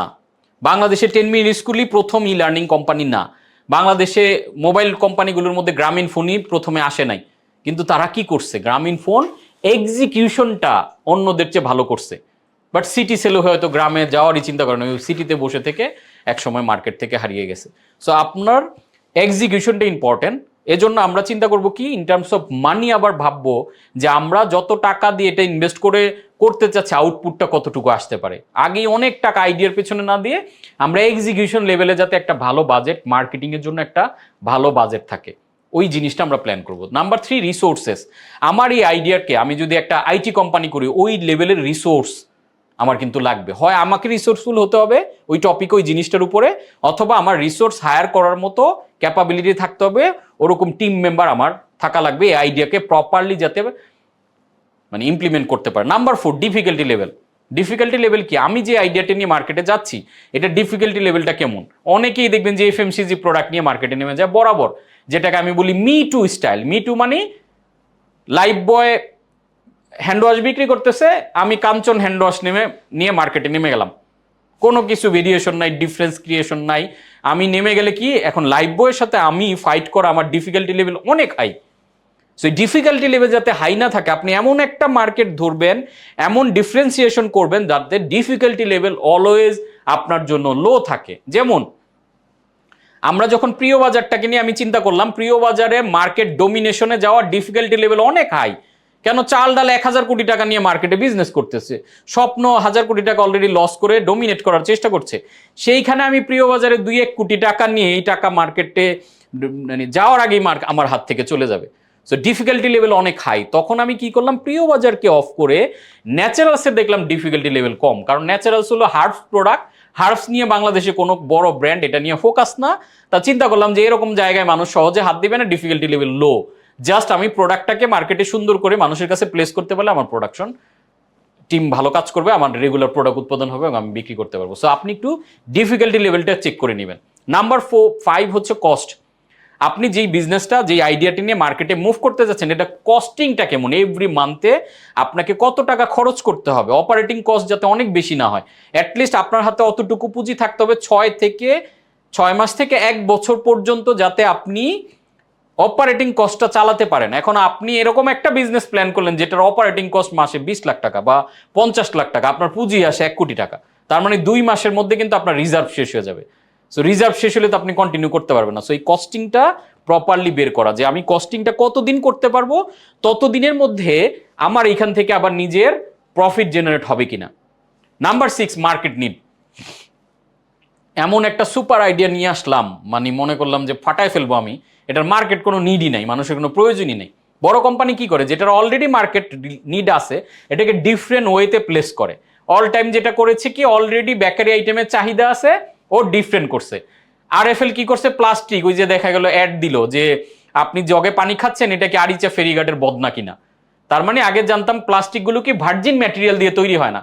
সো মানুষকে এটা যখন কমিউনিকেট করলো, মানুষ চিন্তা করলো আরে বাইরের কোনো প্লাস্টিক নেওয়া যাবে না, আরএফএল কিনো। এক চোটে আরএফএল মনে করেন বিগ ব্র্যান্ড, মানে প্রাণের one of the biggest brand হয়ে উঠলো তারা। সো আপনি ওইটা চিন্তা করবেন যে মার্কেটে জিনিসটার অলরেডি নিড আছে, এমন প্রোডাক্টে যদি যান তাহলে সিম্পল আপনি মার্কেট ডোমিনেট করতে পারবেন। জাস্ট আপনি কি করেছেন, প্রোডাক্টটাকে আপডেট করেছেন, ডিফারেন্ট লেভেলে প্রেজেন্ট করেছেন। নাম্বার 7 হচ্ছে পার্সোনাল ফিট। আমরা এমন কোনো বিজনেসে যাব না, অন্য কারো মোটিভেশনে বা নিজের ইমোশনের কারণে হোক, এমন কোনো বিজনেস আমরা শুরু করব না যেটা পার্সোনালি আমার সাথে ফিট না। সে ফর কোচ কাঞ্চন একাডেমিতে ট্রেনিং করছেন, এখানে আসার পর অনেকেই চিন্তা করে ও স্যারে তো এত টাকা আর্ন করে, এটা করে আমিও নিজে ট্রেনার হয়ে যাই। এবার হয়ে গিয়ে 1-2 বছর ট্রাই করে দেখে যে জিনিসটা এত সহজ না। কারণ আমার তো এই যে দ্বারাই আমি আপনাদের সাথে স্মুথ টানা কথা বলে ফেলতেছি, এটার পেছনে প্রচুর লার্নিংয়ে সময় দেওয়া লাগছে। 17 বছরের পুরো এক্সপিরিয়েন্সটা কাজে লাগাচ্ছি অনেকগুলো, এবং আমার সাথে ব্যাক এন্ডে একটা বড় টিম কাজ করে যেগুলোর পিছনে আমার পার মান্থ 1 মিলিয়ন টাকা খরচ হয়। যেমন এই জিনিসগুলো কিন্তু ব্যাক এন্ড থেকে দেখা যায় না। আপনি মানে এগুলো আমার ব্যাক এন্ড, ফ্রন্ট এন্ড থেকে আপনারা কিন্তু এগুলো দেখতে পান না যে মাসে আমার এমন একটা টিম আমাকে সাপোর্ট দেয় যেটার পেছনে এই টিম, আমার ওয়েব ডেভেলপার, আমার কন্টেন্ট রাইটার, কপি রাইটার, আমার এই রিসার্চার, আমার কাস্টমার সার্ভিস, কমিউনিকেশন টিম মিলে আমার 10 লাখ টাকা মান্থলি খরচ। ওই খরচটার দিকে না তাকিয়ে আপনি চিন্তা করলেন শুরু করে দিই। তারপরে পার্সোনাল ফিটের ব্যাপার কি, এই যে যেমন আমি 7 ঘন্টা কথা বলছি যে এই জিনিসটা আপনার মধ্যে থাকতে হবে, এই যে কেয়ার করা, মানুষ প্রশ্ন করলে যে কোনোভাবে বিরক্ত না হয়, এই পার্সোনাল ফিটটা আপনার থাকলে আবার go for it, no problem.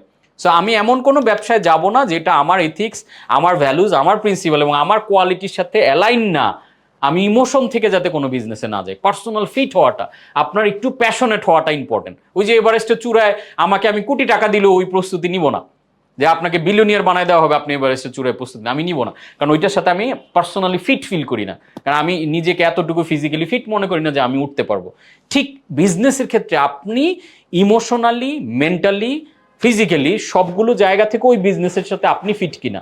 হুট করে এমন একটা বিজনেসে নেমে যায় না যেটা আপনার সাথে ফিট না। আদারওয়াইজ আপনি নামবেন ঠিকই, আপনার প্যাশন কাজ করবে না, দূর এটা ভুল বিজনেসে নামছি, টাকাগুলো মাঝখান থেকে লস হবে। সো এই 7টা জিনিসকে আমরা প্রপারলি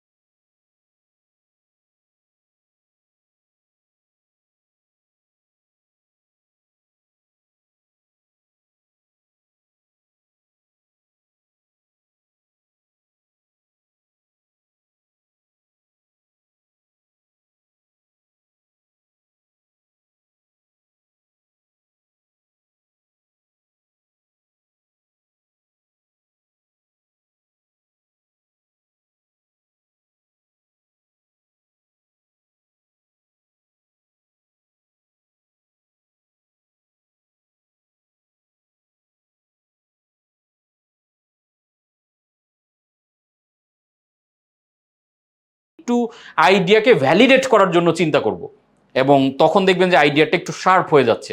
কারণ এইগুলো কিন্তু ঘষা মাজার কাজ। আবারও বলছি, কাগজপত্রে লিখে লিখে লিখে লিখে ফিল্টার করে করে করে করে একটা বেস্ট আইডিয়া আপনি খুঁজে আনেন। তাহলে কি হবে, টাকা লস হবে না, কাগজপত্রতে আপনার সময় লস হবে, কাগজ কেনার টাকা লস হবে। আর আপনার যদি আমি হুট করে মার্কেটে নেমে যাই তাহলে আমার প্রিন্টেড কাগজের টাকাটা লস হবে। সো কাগজ কেনার টাকা লস করা ভালো কাগজের নোট লস করার চেয়ে।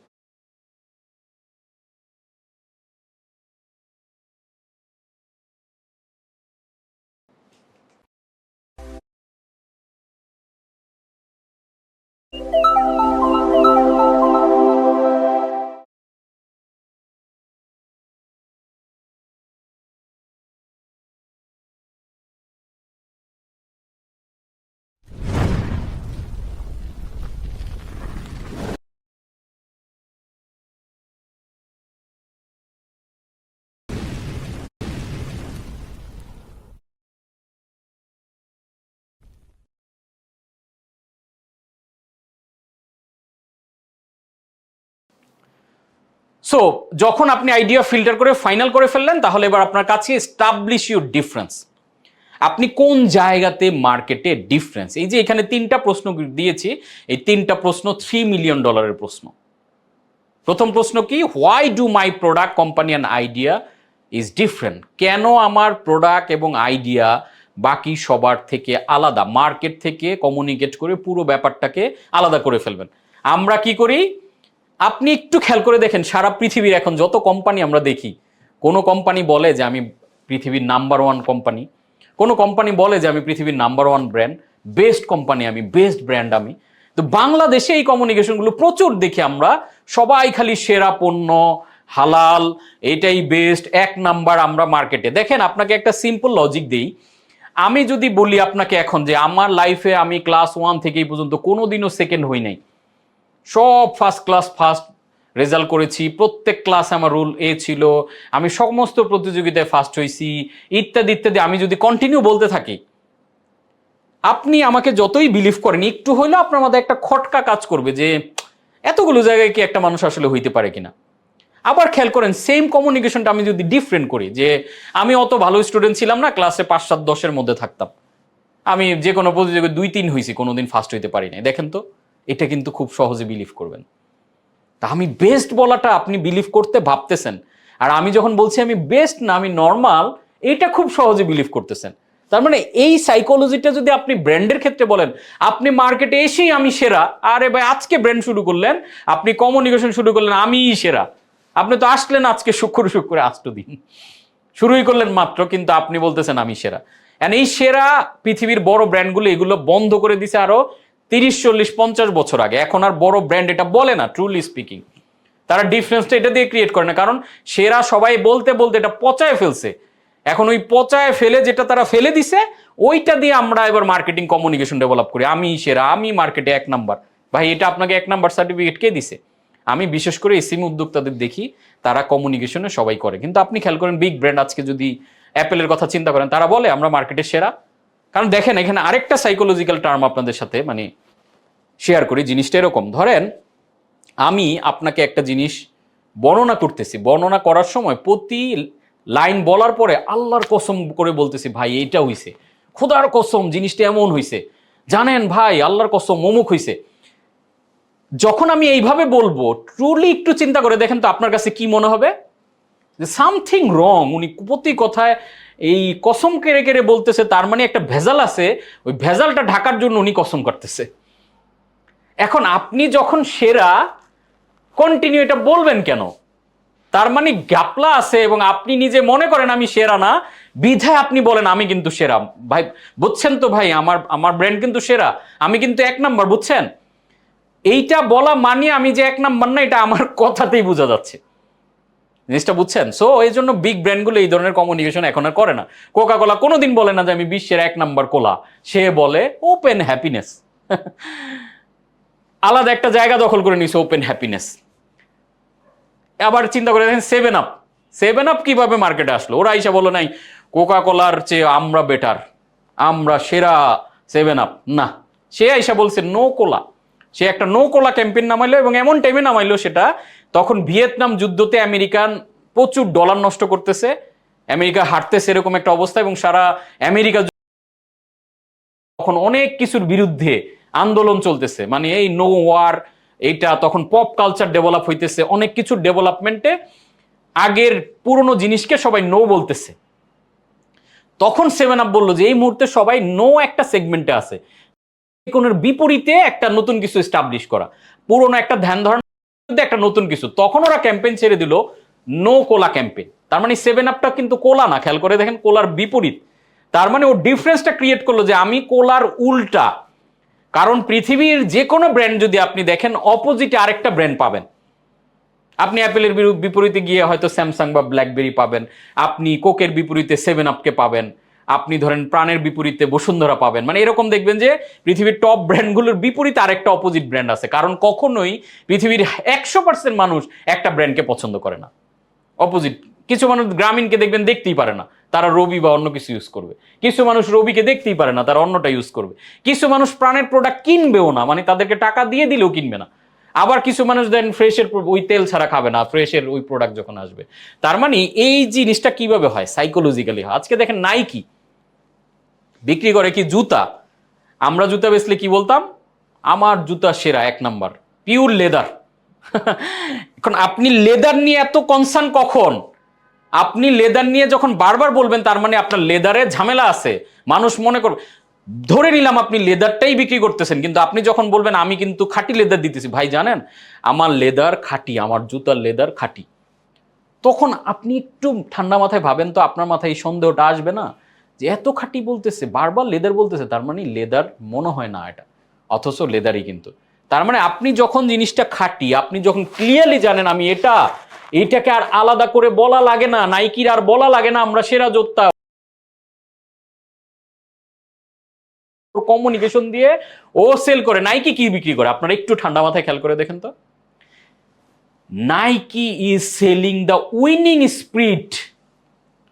সে উইনিং স্পিরিটটাকে বিক্রি করে, যার কারণে দেখবেন স্পোর্টসম্যানদের দেখায়, তাদের উইনিং মোমেন্ট দেখায়, তাদের স্ট্রাগলের কাহিনী দেখায়, তারা কিভাবে ঘুরে দাঁড়াইছে এগুলো দেখায়। সে জুতা নিয়ে কোনো কথাবার্তাই নাই তার।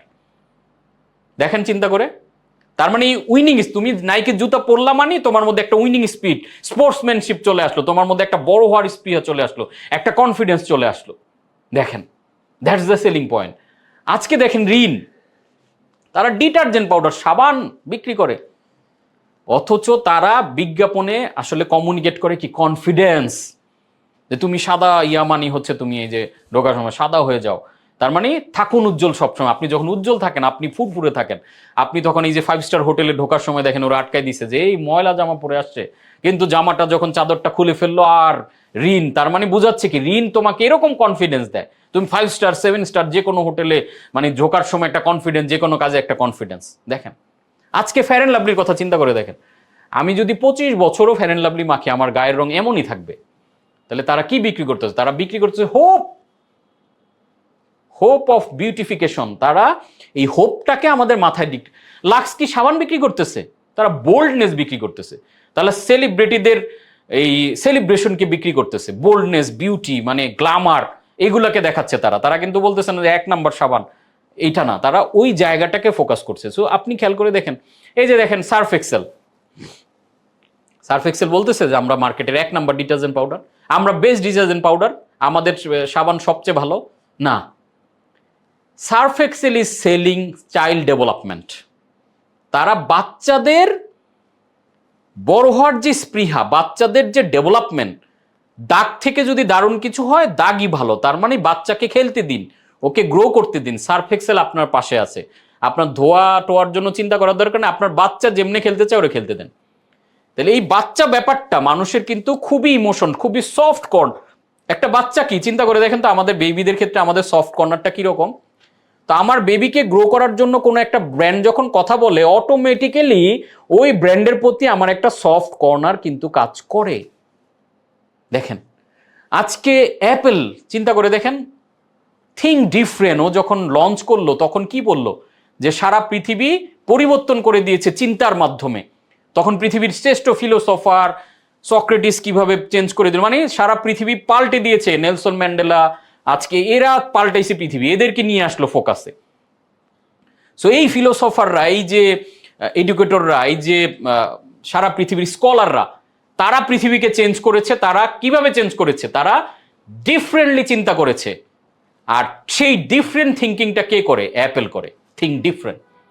আপনি দেখেন তো মুহূর্তের মধ্যেই থিঙ্ক ডিফারেন্ট বলে অ্যাপেল আপনার মাথার কোন লেভেলে ঢুকে গেল, কোন লেভেলের সে ব্র্যান্ড হয়ে গেল, এবং কতটুকু সফিস্টিকেটেড একটা জায়গা সে তৈরি করে ফেললো। That's the communication, that's the difference. আর আমরা সবাই শুধু সেরা, সবাই খাঁটি, সকল প্রোডাক্ট বের করলে আমি দেখি যে শুরু করি খাঁটি, বেস্ট, সেরা, এই সকল নামও এগুলো দেয়, এবং এই টাইপের কমিউনিকেশন আমরা করি। সো আপনাকে একটা ইমোশনাল, একটা ডিফারেন্ট জায়গা তৈরি করতে হবে, যেই জায়গায় কেউ কথা বলছে না। কোনো সাবান এখন আর চাইল্ড ডেভেলপমেন্ট নিয়ে কথা বললেও সার্ফ এক্সেলের জায়গা দখল করার তার সো মাচ টাফ, ওই ইমোশনকে অ্যাসোসিয়েট করে ফেলছে। আপনি এখন একটা কোকা কোলার মতো কোলা বানাই ফেলতে পারেন, এর চেয়ে টেস্টি আপনি বানাইতে পারবেন, কিন্তু হ্যাপিনেসের যে ইমোশনের সাথে কোকা কোলা কানেক্ট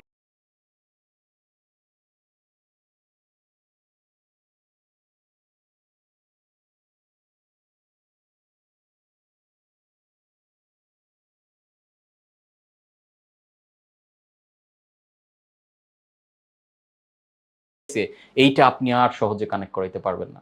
আজকে রাঁধুনির মতো একটা মশলা বানাইতে পারবেন, কিন্তু রাঁধুনি হওয়া সহজ না। এই যে দেখেন, এটা আর মশলা নাই, এটা হয়ে গেছে একটা রাঁধুনিকে সে গ্লোরিফাই করতেছে, একটা রাঁধুনিকে কিভাবে সাপোর্ট দিয়ে, একটা রাঁধুনি কিভাবে সব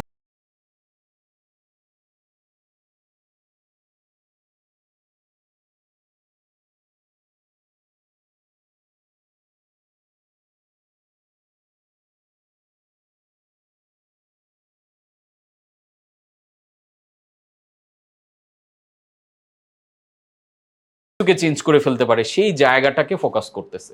সো এখন আপনি রাঁধুনির মতো মশলা বানাইতে পারবেন, কিন্তু রাঁধুনির মতো ওই মশলার ইমোশনটা কানেক্ট করানো কঠিন। সো আপনি এরকম একটা ডিফারেন্স জায়গা খুঁজে বের করেন যে আমি আসলে কোন জায়গাতে আমার প্রোডাক্টটাকে প্লেস করাবো কাস্টমারের মাথায়। অ্যান্ড আপনাকে এটা মাথায় রাখতে হবে যে আমরা অনেক সময় মনে করি যে মার্কেটে ফার্স্ট মুভার হওয়াটা বেটার, বাট আপনাকে ফার্স্ট জায়গা দখল করতে হবে, position in the mind of customer. কাস্টমারের মাথায় আপনি একটা simple position, first to the market and first to the mind, দুইটা যদি কম্বাইন করতে পারেন বেটার। আবার আপনি যদি ফার্স্ট টু দ্য মার্কেট নাও হন, মার্কেটে হয়তো থার্ড বা ফোর্থ প্লেয়ার হিসেবে আসছেন, but first to the mind যেতে হবে। কাস্টমারের মাথায় এমন একটা জায়গা, এমন একটা স্পেস, এমন একটা ডিফারেন্ট জায়গা দখল করতে হবে যেই জায়গা নিয়ে কেউ কথাবার্তা বলতেছে না। আমি এত এক্সট্রিম টপ ব্র্যান্ডগুলোর এক্সাম্পল কেন দিলাম? এজন্য দিলাম যে আপনার চিন্তা তো অত বড় ব্র্যান্ডের মতো করে হয়, আপনি ওই জায়গা থেকে ভেবে যখন আপনার জন্য বানাবেন তখন আপনার মানটা ভালো হবে। আপনি দেখেন ছোটবেলায় আপনার বাচ্চাকে সুন্দর হাতের লেখা চান, তাহলে আমরা কি করে, আমরা বেস্ট হাতের লেখা কার আছে সেটা নিয়ে আসি, ওই লেখা দেখে দেখে যখন বাচ্চা ট্রাই করে, ওরকম না হলে ওর লেখার মানটা কাছাকাছি চলে যায়, বেটার হয়। ঠিক আমি এই এক্সাম্পলগুলো এত বিগ ব্র্যান্ডগুলোর দিচ্ছি কেন, আপনি এইগুলো যদি মাথায় রেখে চিন্তা করেন, হয়তো আপনারটা ওই লেভেলে হলো না, বাট বর্তমান যেভাবে ভাবছেন ভাবনাটা অনেক লেয়ার উপরে চলে আসবে। আপনাদের এই লেভেলটাকে আপগ্রেড করাই তো এই কোর্সের মূল উদ্দেশ্য, সেটা আমি ট্রাই করছি। নাম্বার 2 কি বলছি, হোয়াই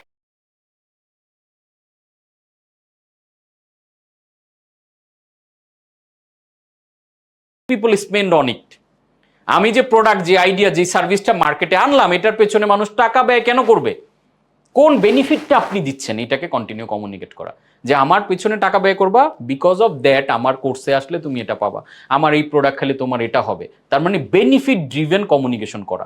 আমরা আমাদের কমিউনিকেশন অলওয়েজ শুধু ফিচার বলি, আমার প্রোডাক্ট সেরা, আমি দেখেন এইখান থেকে সোর্সিং করছি, আমার প্রোডাক্টে অমুক জিনিস আছে। নো, মানুষ জানতে চায় যে তার জন্য বেনিফিট কি, এই কোর্সে আমি কি কি করাচ্ছি। এই জন্য দেখবেন যে কোচ কাঞ্চনের যত কমিউনিকেশন, প্রত্যেকটা কমিউনিকেশনে একটা জিনিস ক্লিয়ার, সেটা হচ্ছে বেনিফিট। আমরা শুরু করি একটা প্রবলেম দিয়ে যে আপনার লাইফে এই উদ্যোক্তা হিসেবে বাংলাদেশের উদ্যোক্তাদের কমন 3টি সমস্যা, আমি নর্মালি এই স্টাইলে শুরু করি কমিউনিকেশন। কি কি সমস্যা, নাম্বার 1 এটা, নাম্বার 2 এটা, নাম্বার 3 এটা, এই 3টি সমস্যার মধ্য দিয়ে আমিও গিয়েছি। দেন আমি I have crack the code, আমি এই সলিউশনটা বের করেছি। আমার কোর্সে আসলে আপনি এই জিনিসগুলো পাচ্ছেন। দেখেন কত স্মার্টলি আপনাদেরকে একটা জার্নির মধ্য দিয়ে আমি কিন্তু সুন্দর করে কমিউনিকেট করে নিয়ে আসি। সো আপনাকে এই স্টাইলি জিনিসটা ডেভেলপ করতে হবে যে কেন আমার কোর্সে আপনি টাকা ব্যয় করবেন। এটা যখন আমি আপনাকে ক্লিয়ার করতে পারছি, তখনই কিন্তু আপনি আমাকে পেমেন্টটা করেছেন। বাংলাদেশের প্রেক্ষাপটে ব্রেইভের মতো কোর্সে মানুষ 3 লাখ টাকা পেমেন্ট করে জয়েন করতেছে, বিকজ অফ সুন্দর একটা কমিউনিকেশন প্ল্যানের মধ্য দিয়ে আমরা তাদেরকে আনছি।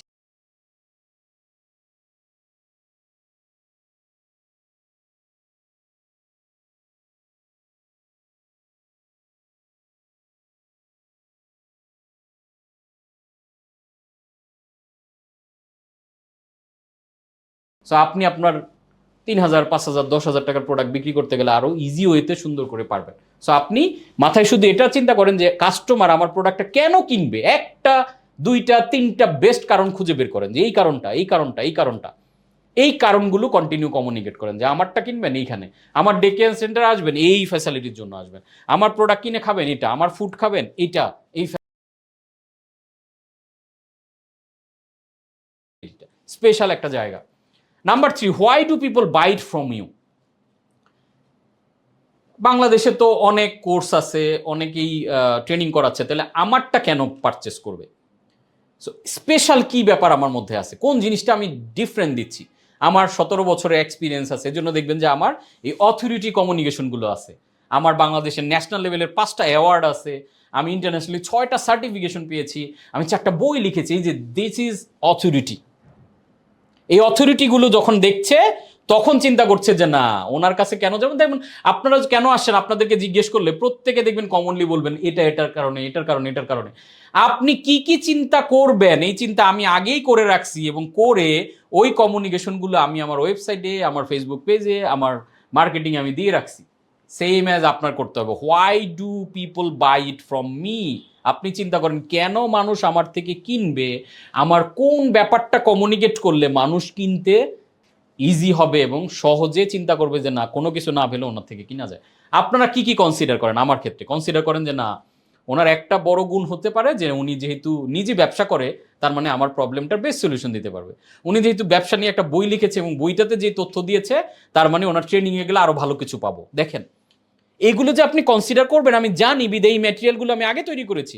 আমি আগে বিজনেস কোচ হই নাই, কিন্তু খেয়াল করে দেখেন, আগে আমি বিজনেসম্যান হয়েছি, দেন বিজনেসে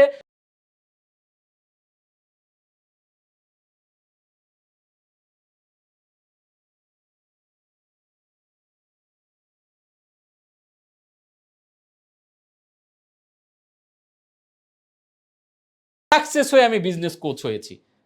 দ্যাটস মাই স্পেশালিটি। এবং এটা মানুষ কিন্তু ভাবে, বিদায় আমার কোর্সে আমার মার্কেটিংয়ে চিন্তা করা লাগে না, অটোমেটিক্যালি লোকজন আসে।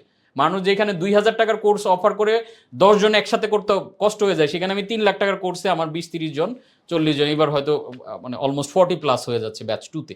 কেন? বিকজ অফ দ্যাট আমার এই জিনিসগুলো। সো আপনি খুঁজে খুঁজে বের করেন আপনার এরকম কি কি জিনিস আছে, এইগুলাকে ফ্রন্টে আনেন। এগুলাকে যত ফ্রন্টে দিবেন অ্যান্ড এইগুলো যত কমিউনিকেট করবেন, মানুষ তখন আপনাকে কনসিডারেশন নিবে।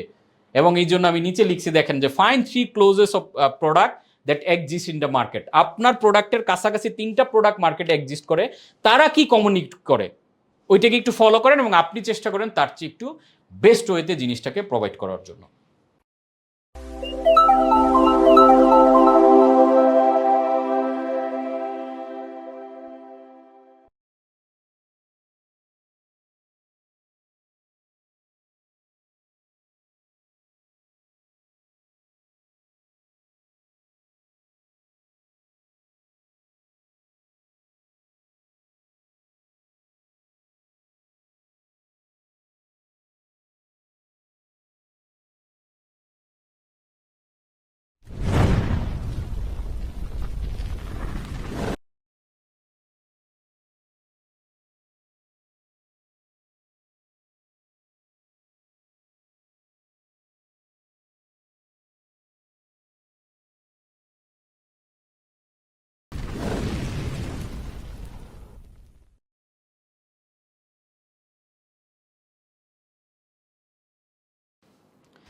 দেন এবার একটা বিগেস্ট কোশ্চেন, আইডিয়া আপনি তৈরি করলেন, আপনি কমিউনিকেশন প্ল্যান করলেন, এখন আপনার সামনে একটা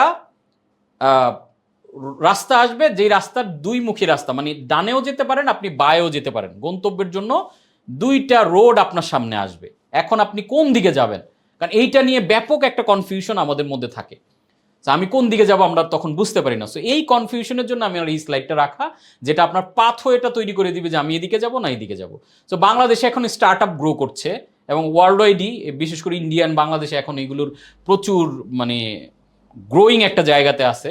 এটা নিয়ে প্রচুর কথাবার্তা, সেমিনার, প্রোগ্রাম, স্পিচ, বই পুস্তক, লেখালেখি, ব্লগিং সব হইতেছে, মিডিয়া প্রচারণা। সো ইটসেলফ স্টার্ট আপ ওয়ার্ডটা এখন একটা ফ্যাসিনেশনের ব্যাপার, একটা ফ্যাশন। যে আমি কিসে অনেক উদ্যোক্তার সাথে দেখা করলে যে এই কি করেন, আমি তো স্টার্ট আপ ফাউন্ডার, আমি একটা স্টার্ট আপ চালাই। আচ্ছা, তা এটা মানে বিক্রি করবেন কবে? সবাই বলে না না, কি বলেন, আমি এত মানে আমার প্যাশনের একটা বিজনেস, এত কষ্ট করে আমি এটাকে দাঁড় করাচ্ছি, আমি কেন বিক্রি করবো? সো এই জায়গাটাতে একটু আমাদের খটকা, জায়গাটা বুঝতে হবে। স্টার্ট আপ ব্যাপারটা হচ্ছে একদম যদি সিম্পল করে, এটা নিয়ে বাংলাদেশে মানে 99.99% উদ্যোক্তারা কনফিউজড। তারা দুইটাকে গোলায় ফেলে এবং দুইটার ডেফিনেশনটা ক্রিস্টাল ক্লিয়ারভাবে বোঝে না।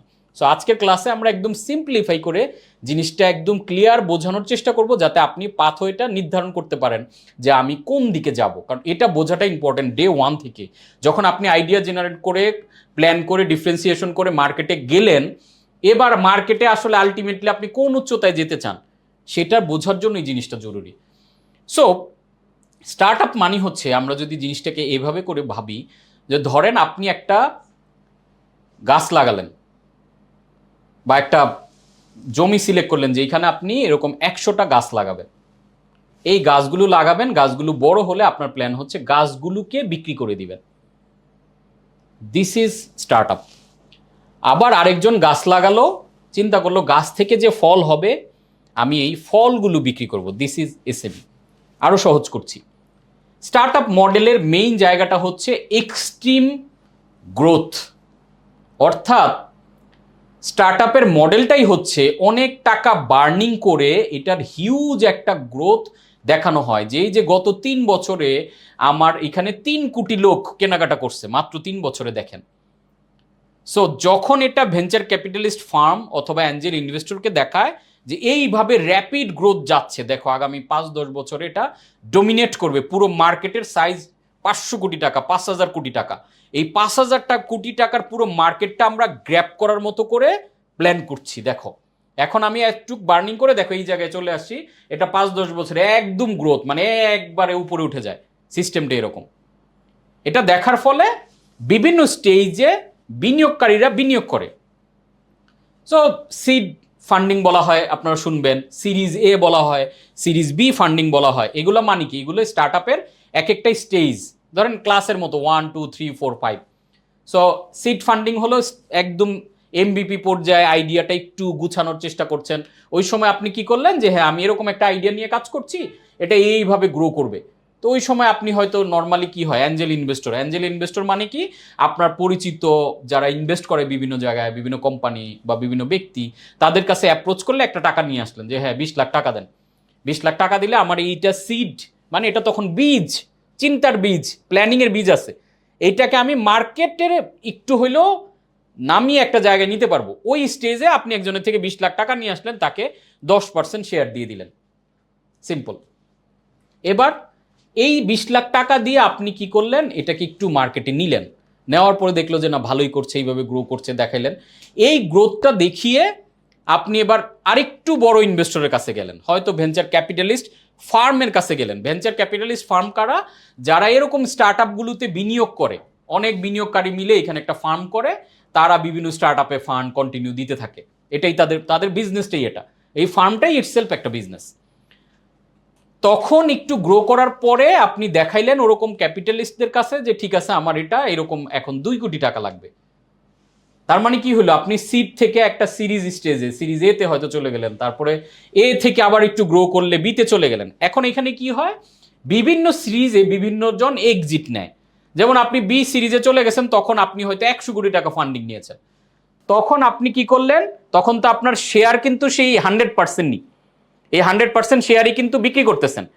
তখন হয়তো বা আপনার সিড স্টেজে যেই মানুষটা 20 লাখ টাকা দিয়েছিল, ওরে বললেন যে তোমার 10% ছেড়ে দাও, অলরেডি কিন্তু আমরা বড় বিনিয়োগকারী পাইছি, তুমি এই 10% 20 লাখ টাকা দিছিলা, তোমার আমি 2 কোটি টাকা দিয়ে দিচ্ছি বা 5 কোটি টাকা দিয়ে দিচ্ছি, তুমি আমার 10% এখন ওই বিনিয়োগকারীকে দিয়ে দাও। তাহলে ওই বিনিয়োগকারীকে দিয়ে দিলেও তার মানে সিড স্টেজে যে ছিল উনি এক্সিট নিয়ে চলে গেল। আবার অনেক সময় সিরিজ বি ফান্ডিং এর সময়, ফান্ড রেজ করার সময় এর লোকজন এক্সিট নেয়। এইভাবে মূলত স্টার্ট আপ এই জার্নিটা চলতে থাকে কন্টিনিউয়াস, নতুন নতুন ফান্ড আসে এবং আগের যারা ফান্ড মানে বিনিয়োগ করেছিল তারা একটা প্রফিট নিয়ে বের হয়ে যায়, এরা বের হয়ে যায়, আরেক গ্রুপ আসে, আরো বিগার গ্রুপ আসে, আরো বিগার গ্রুপ আসে, এইভাবে এক্সিট নিতে নিতে এক সময় এটার যে মেইন ফাউন্ডার উনিও এক্সিট নিয়ে নেয়। সে ফর ধরেন 10 মিনিট স্কুলের 3 জন ফাউন্ডার, তাহলে 3 জন ফাউন্ডার আমরা ধরে নিলাম, 3 জন 33.33 করে মালিক। এখন এই যে ফান্ড রেজ হইতেছে 10% 20 কোটি টাকায় নিল, আবার দেখা গেল 10% আরো 30 কোটি টাকায় নিল, এইভাবে করতে করতে তো একসময় 100%ই এখন কি করতেছে, এই যে 3 জনের শেয়ারের পার্সেন্ট ইকুইটিটা কিন্তু তারা মূলত বিক্রি করছে। এইভাবে একসময় দেখা গেল পুরো 10 মিনিট স্কুলে 1000 কোটি টাকায় বিক্রি হয়ে গেল, তখন এই 3 জন মিলে 1000 কোটি টাকা নিয়ে বের হয়ে গেল। ওই সময় 1000 কোটি টাকা বিনিয়োগ যারা করলো তারা হয়ে গেল 10 মিনিট স্কুলের মালিক। তারা আবার এটাকে আরো গ্রো করে এক সময় 5000 কোটি টাকা আবার বিক্রি করে দেবে, ওই 5000 কোটি আলারা হয়তো আবার কারো কাছে বিক্রি করবে। এই হলো প্রসেস। এইভাবে করে করে যেটা যখন অনেক বড় হয়ে যায়, কোনো ভেঞ্চার ক্যাপিটালিস্ট বা কোনো ব্যক্তির পক্ষে এটাকে কাভার দেওয়া যায় না, তখন এটা শেয়ার মার্কেটে চলে যায় আমাদের, এই যে নর্মাল যে ট্রেডিশনাল। এই হলো মূলত স্টার্ট আপের প্রসেস। তাহলে স্টার্ট আপে বিনিয়োগগুলো কিভাবে হয়? স্টার্ট আপে কিন্তু প্রফিট ফোকাস না, প্রথম কন্ডিশনে স্টার্ট আপের মেইন ফোকাস থাকে গ্রোথ। যার কারণে দেখবেন ইন্ডিয়াতে e learning edtech company Byju's, তারা 21,000 কোটি টাকা খরচ করে, 21,000 কোটি রুপি খরচ করে আর্নিং করছে 2100 কোটি রুপি। প্রফিটের দিকে চিন্তা করলে আপনি তো জীবন ওই ইসেতে পা দিবেন না, এত টাকা লস করবেন না, কিন্তু তারা 21,000 কোটি টাকা খরচ করলে এমন একটা গ্রোথ দেখাইছে যে 21 লক্ষ কোটি টাকা কামানোর মতো দেখো আমি মার্কেটটাকে প্রস্তুত করছি, রেডি করছি, বিদায় বিনিয়োগকারীরা বিনিয়োগ করতেছে, এক এক সিরিজে এক একজন এক্সিস্ট নিচ্ছে, আবার নতুন আসতেছে। This is call start up. এবং এটাকে আমি মজা করে বলি যে এটা গরু মোটা তাজাকরণের মতো অনেকটা।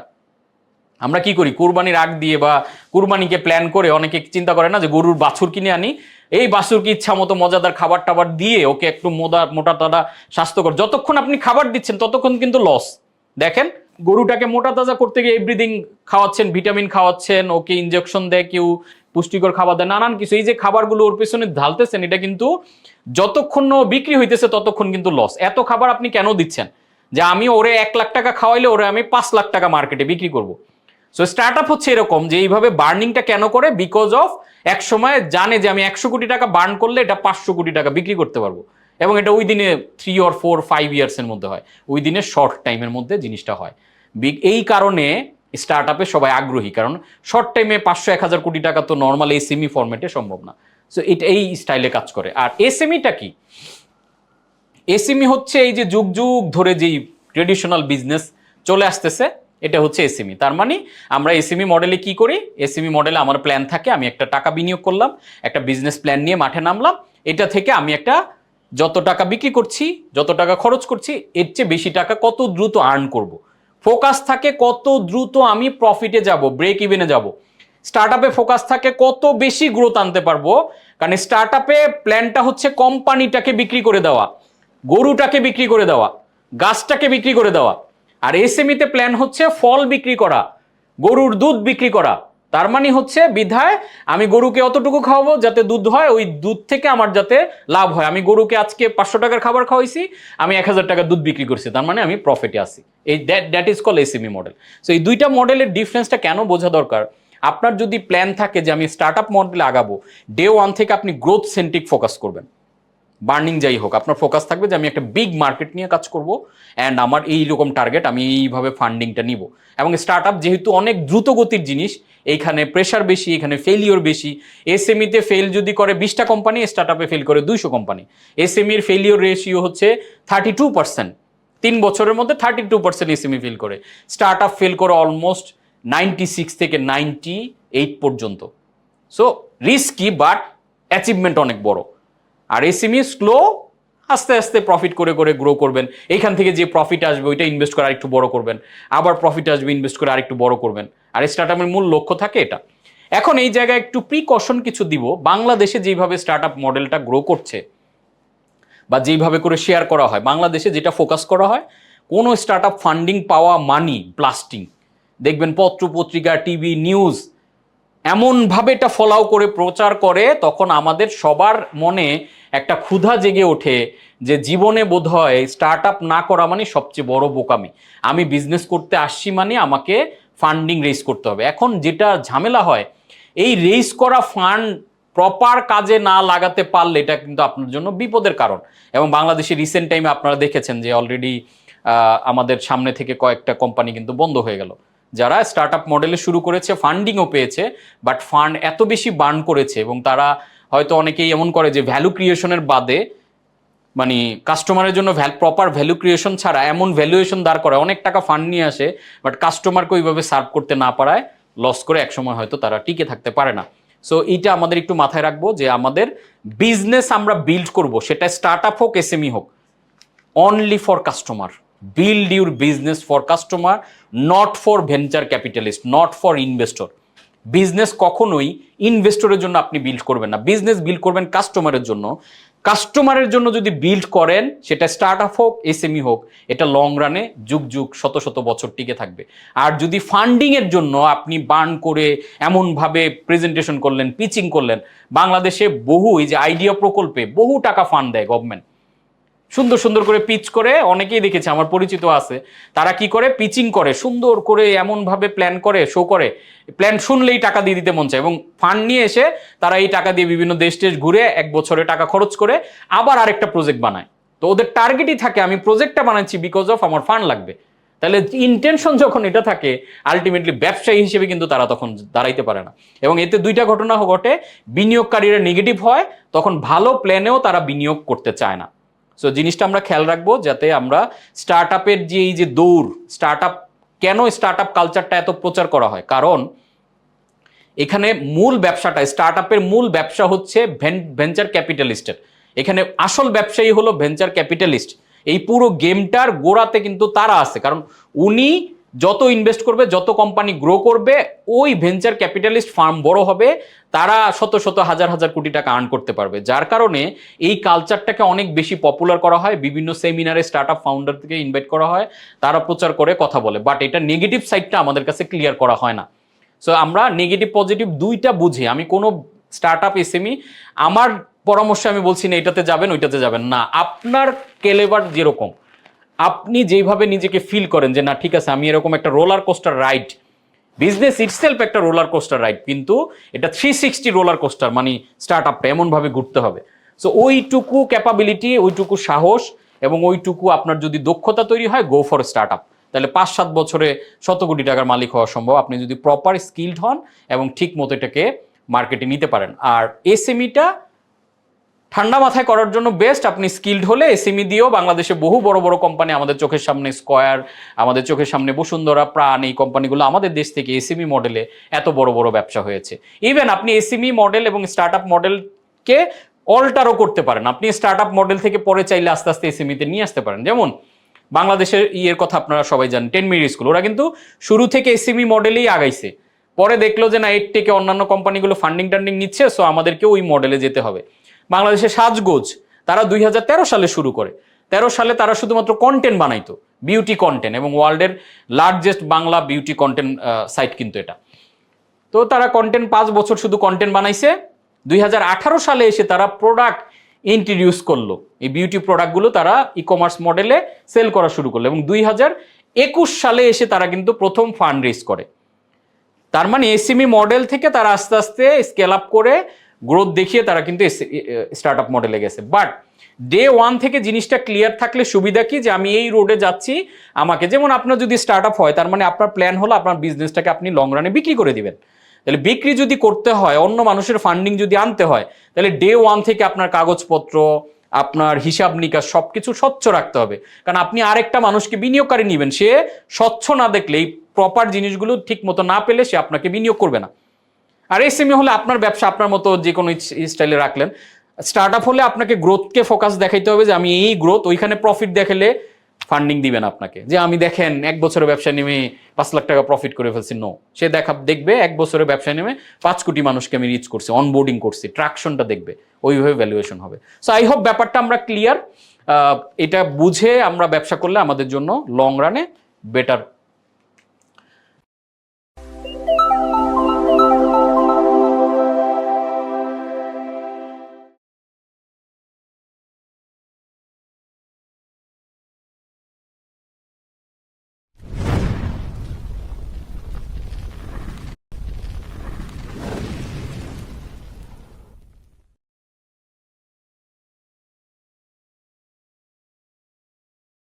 সো এটা আমরা ক্লিয়ার হয়ে দেন আমরা কি করব, আমরা বিজনেসের ফান্ডিং এর দিকে যাব, যে আমি এসএমই হলে এক ধরনের ফান্ডিং লাগবে, স্টার্ট আপ হলে আরেক ধরনের ফান্ডিং লাগবে। এবং বাংলাদেশে দুঃখজনক হলেও সত্য, ফান্ডিংকে এত বেশি গ্লোরিফাই করা হয়েছে, আমরা শুধু ফান্ডিং ফান্ডিং ফান্ডিং ফান্ডিং পাওয়া মানেই সফলতা মনে করি। বাট ফান্ড পাওয়া কোম্পানিও, এই যে 100 কোটি টাকার উপরে ফান্ড পাওয়া, পেপার ফ্লাই বন্ধ হয়ে গেল। 100 কোটি টাকা, আমরা 10 লাখ টাকা হলে কত বড় ব্যবসা, 20 লাখ টাকা হলে চিন্তা করে ফেলি।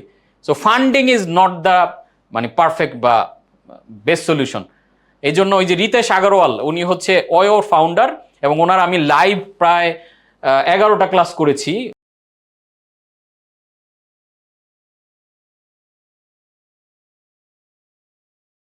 খুবই মানে ইনোভেটিভ একজন মানুষ এবং খুবই সিম্পল একজন মানুষ। সো উনি বলা হয় যে ইন্ডিয়ার হচ্ছে ইয়াংগেস্ট বিলিনিয়ার। উনি খুবই পাওয়ারফুল একটা কথা বলেছেন, যে I think a lot of business don't need capital, and sometimes when they raise capital they end up making it more challenging for them. খুবই পাওয়ারফুল কথা, এটা কিন্তু আমি বলিনি, একজন বিলিনিয়ার এবং একজন স্টার্ট আপ ফাউন্ডার, ইন্ডিয়ার ইয়াংগেস্ট বিলিনিয়ার বলতেছে। তার আমি লাইভ ক্লাসে জয়েন করে ওইখান থেকে এই কোডটা নিয়েছি। তার মানে আমরা শুধুমাত্র টাকার চিন্তা করে করে, আমরা ওই যে আপনাদের গ্রোথ চ্যালেঞ্জের ক্লাসে কিন্তু বলেছিলাম, আপনি যদি প্রপার স্কিল না জানেন, সিস্টেম না ডেভেলপ করা থাকে, আপনি যত টাকা বিনিয়োগ করবেন তত টাকাই লস করবেন, জলে ঢালার মতো।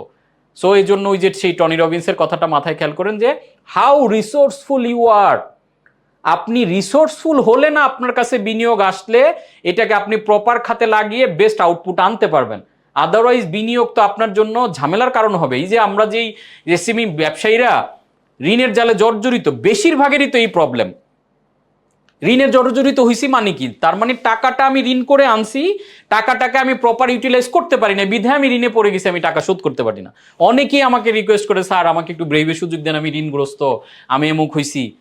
কিন্তু সে ঋণটা করছে মানে তো টাকাটা ফান্ডটা অ্যারেঞ্জ করছে, তাহলে ওই ফান্ড কি করলো, সে ইউজ করতে পারে নাই।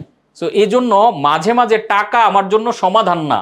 আমরা শুধুমাত্র ফান্ড এবং টাকার ভাবনা ভাবতে ভাবতে আমার যে আরো টাকা ছাড়াও করার মতো অনেক কিছু আছে, এটা আমরা ভুলে যাই। এজন্য এই কোডটা আমার কাছে মনে হয়েছে আমাদের বাংলাদেশের প্রত্যেকটা উদ্যোক্তার মাথায় ঢুকে দেওয়া দরকার, যে money is not the solution only, এর বাইরে সলিউশন আছে। মাঝে মাঝে উল্টা অতিরিক্ত টাকা আপনার ব্যবসায় বিপদে পড়ার কারণ হয়ে যায়, যে অনেক টাকা ম্যানেজ করার মতো সিস্টেম থাকে না, আমি তখন উল্টাপাল্টা খরচ করে ফেলি যেখানে আমার দরকার নাই। অফিস একটার জায়গায় দুইটা নেই, তিনটা ফ্লোর নেই, বিশাল অফিস ডেকোরেশন, এগুলো মানুষকে শো আপে খরচ করি, বিভিন্ন জায়গায় স্পন্সর করি, যেগুলো আননেসেসারি খরচ, আমার বিজনেসের সাথে রিলেভেন্ট না। সো এই যে মানে পপ কালচার একটা ডেভেলপ হয়েছে, স্টার্ট আপ, বিভিন্ন সেমিনারে যাওয়া, বক্তব্য দেওয়া, এখানে ইনভেস্ট করা, এই ব্যাপারগুলো স্পন্সর করা, একটু বড় চেয়ারে বসবো, একটু 5 মিনিট একটু ছবি তুলবো, এই যে নেটওয়ার্কিং করব, ভাই বিভিন্ন ক্ষেত্রে আমি দেখেছি এসএমই উদ্যোক্তারা টাকা এবং সময় এইসব নেটওয়ার্কিং এর নামে নানান জায়গায় গিয়ে প্রচুর সময় দেয়। আপনি খেয়াল করে দেখেন তো, এরকম নেটওয়ার্কিং ইভেন্টে গেছেন, সেলফি তুলে আনছেন, আপনার কার্ড দিয়ে আসছেন, তার কার্ড নিয়ে আসছেন, কয়টা কাজে লাগাইছেন? ওই কার্ড জীবনে আমরা আর খুলে দেখি না। ইভেন আমাকেও আর কেউ কোনোদিন ওই আমার ব্যবসা গ্রো করার জন্য সাপোর্ট করে না। সো আমরা একটু প্রপার সিস্টেমে ন্যারো ডাউন করে আমার বিজনেস, আমার কাস্টমারকে ফোকাস করবেন, তখন দেখবেন সাকসেসফুল হয়ে আপনি অনেক সেমিনারে যেতে পারবেন। নট টাকা খরচ করে কোনো সেমিনারে যাতে আমরা না যাই।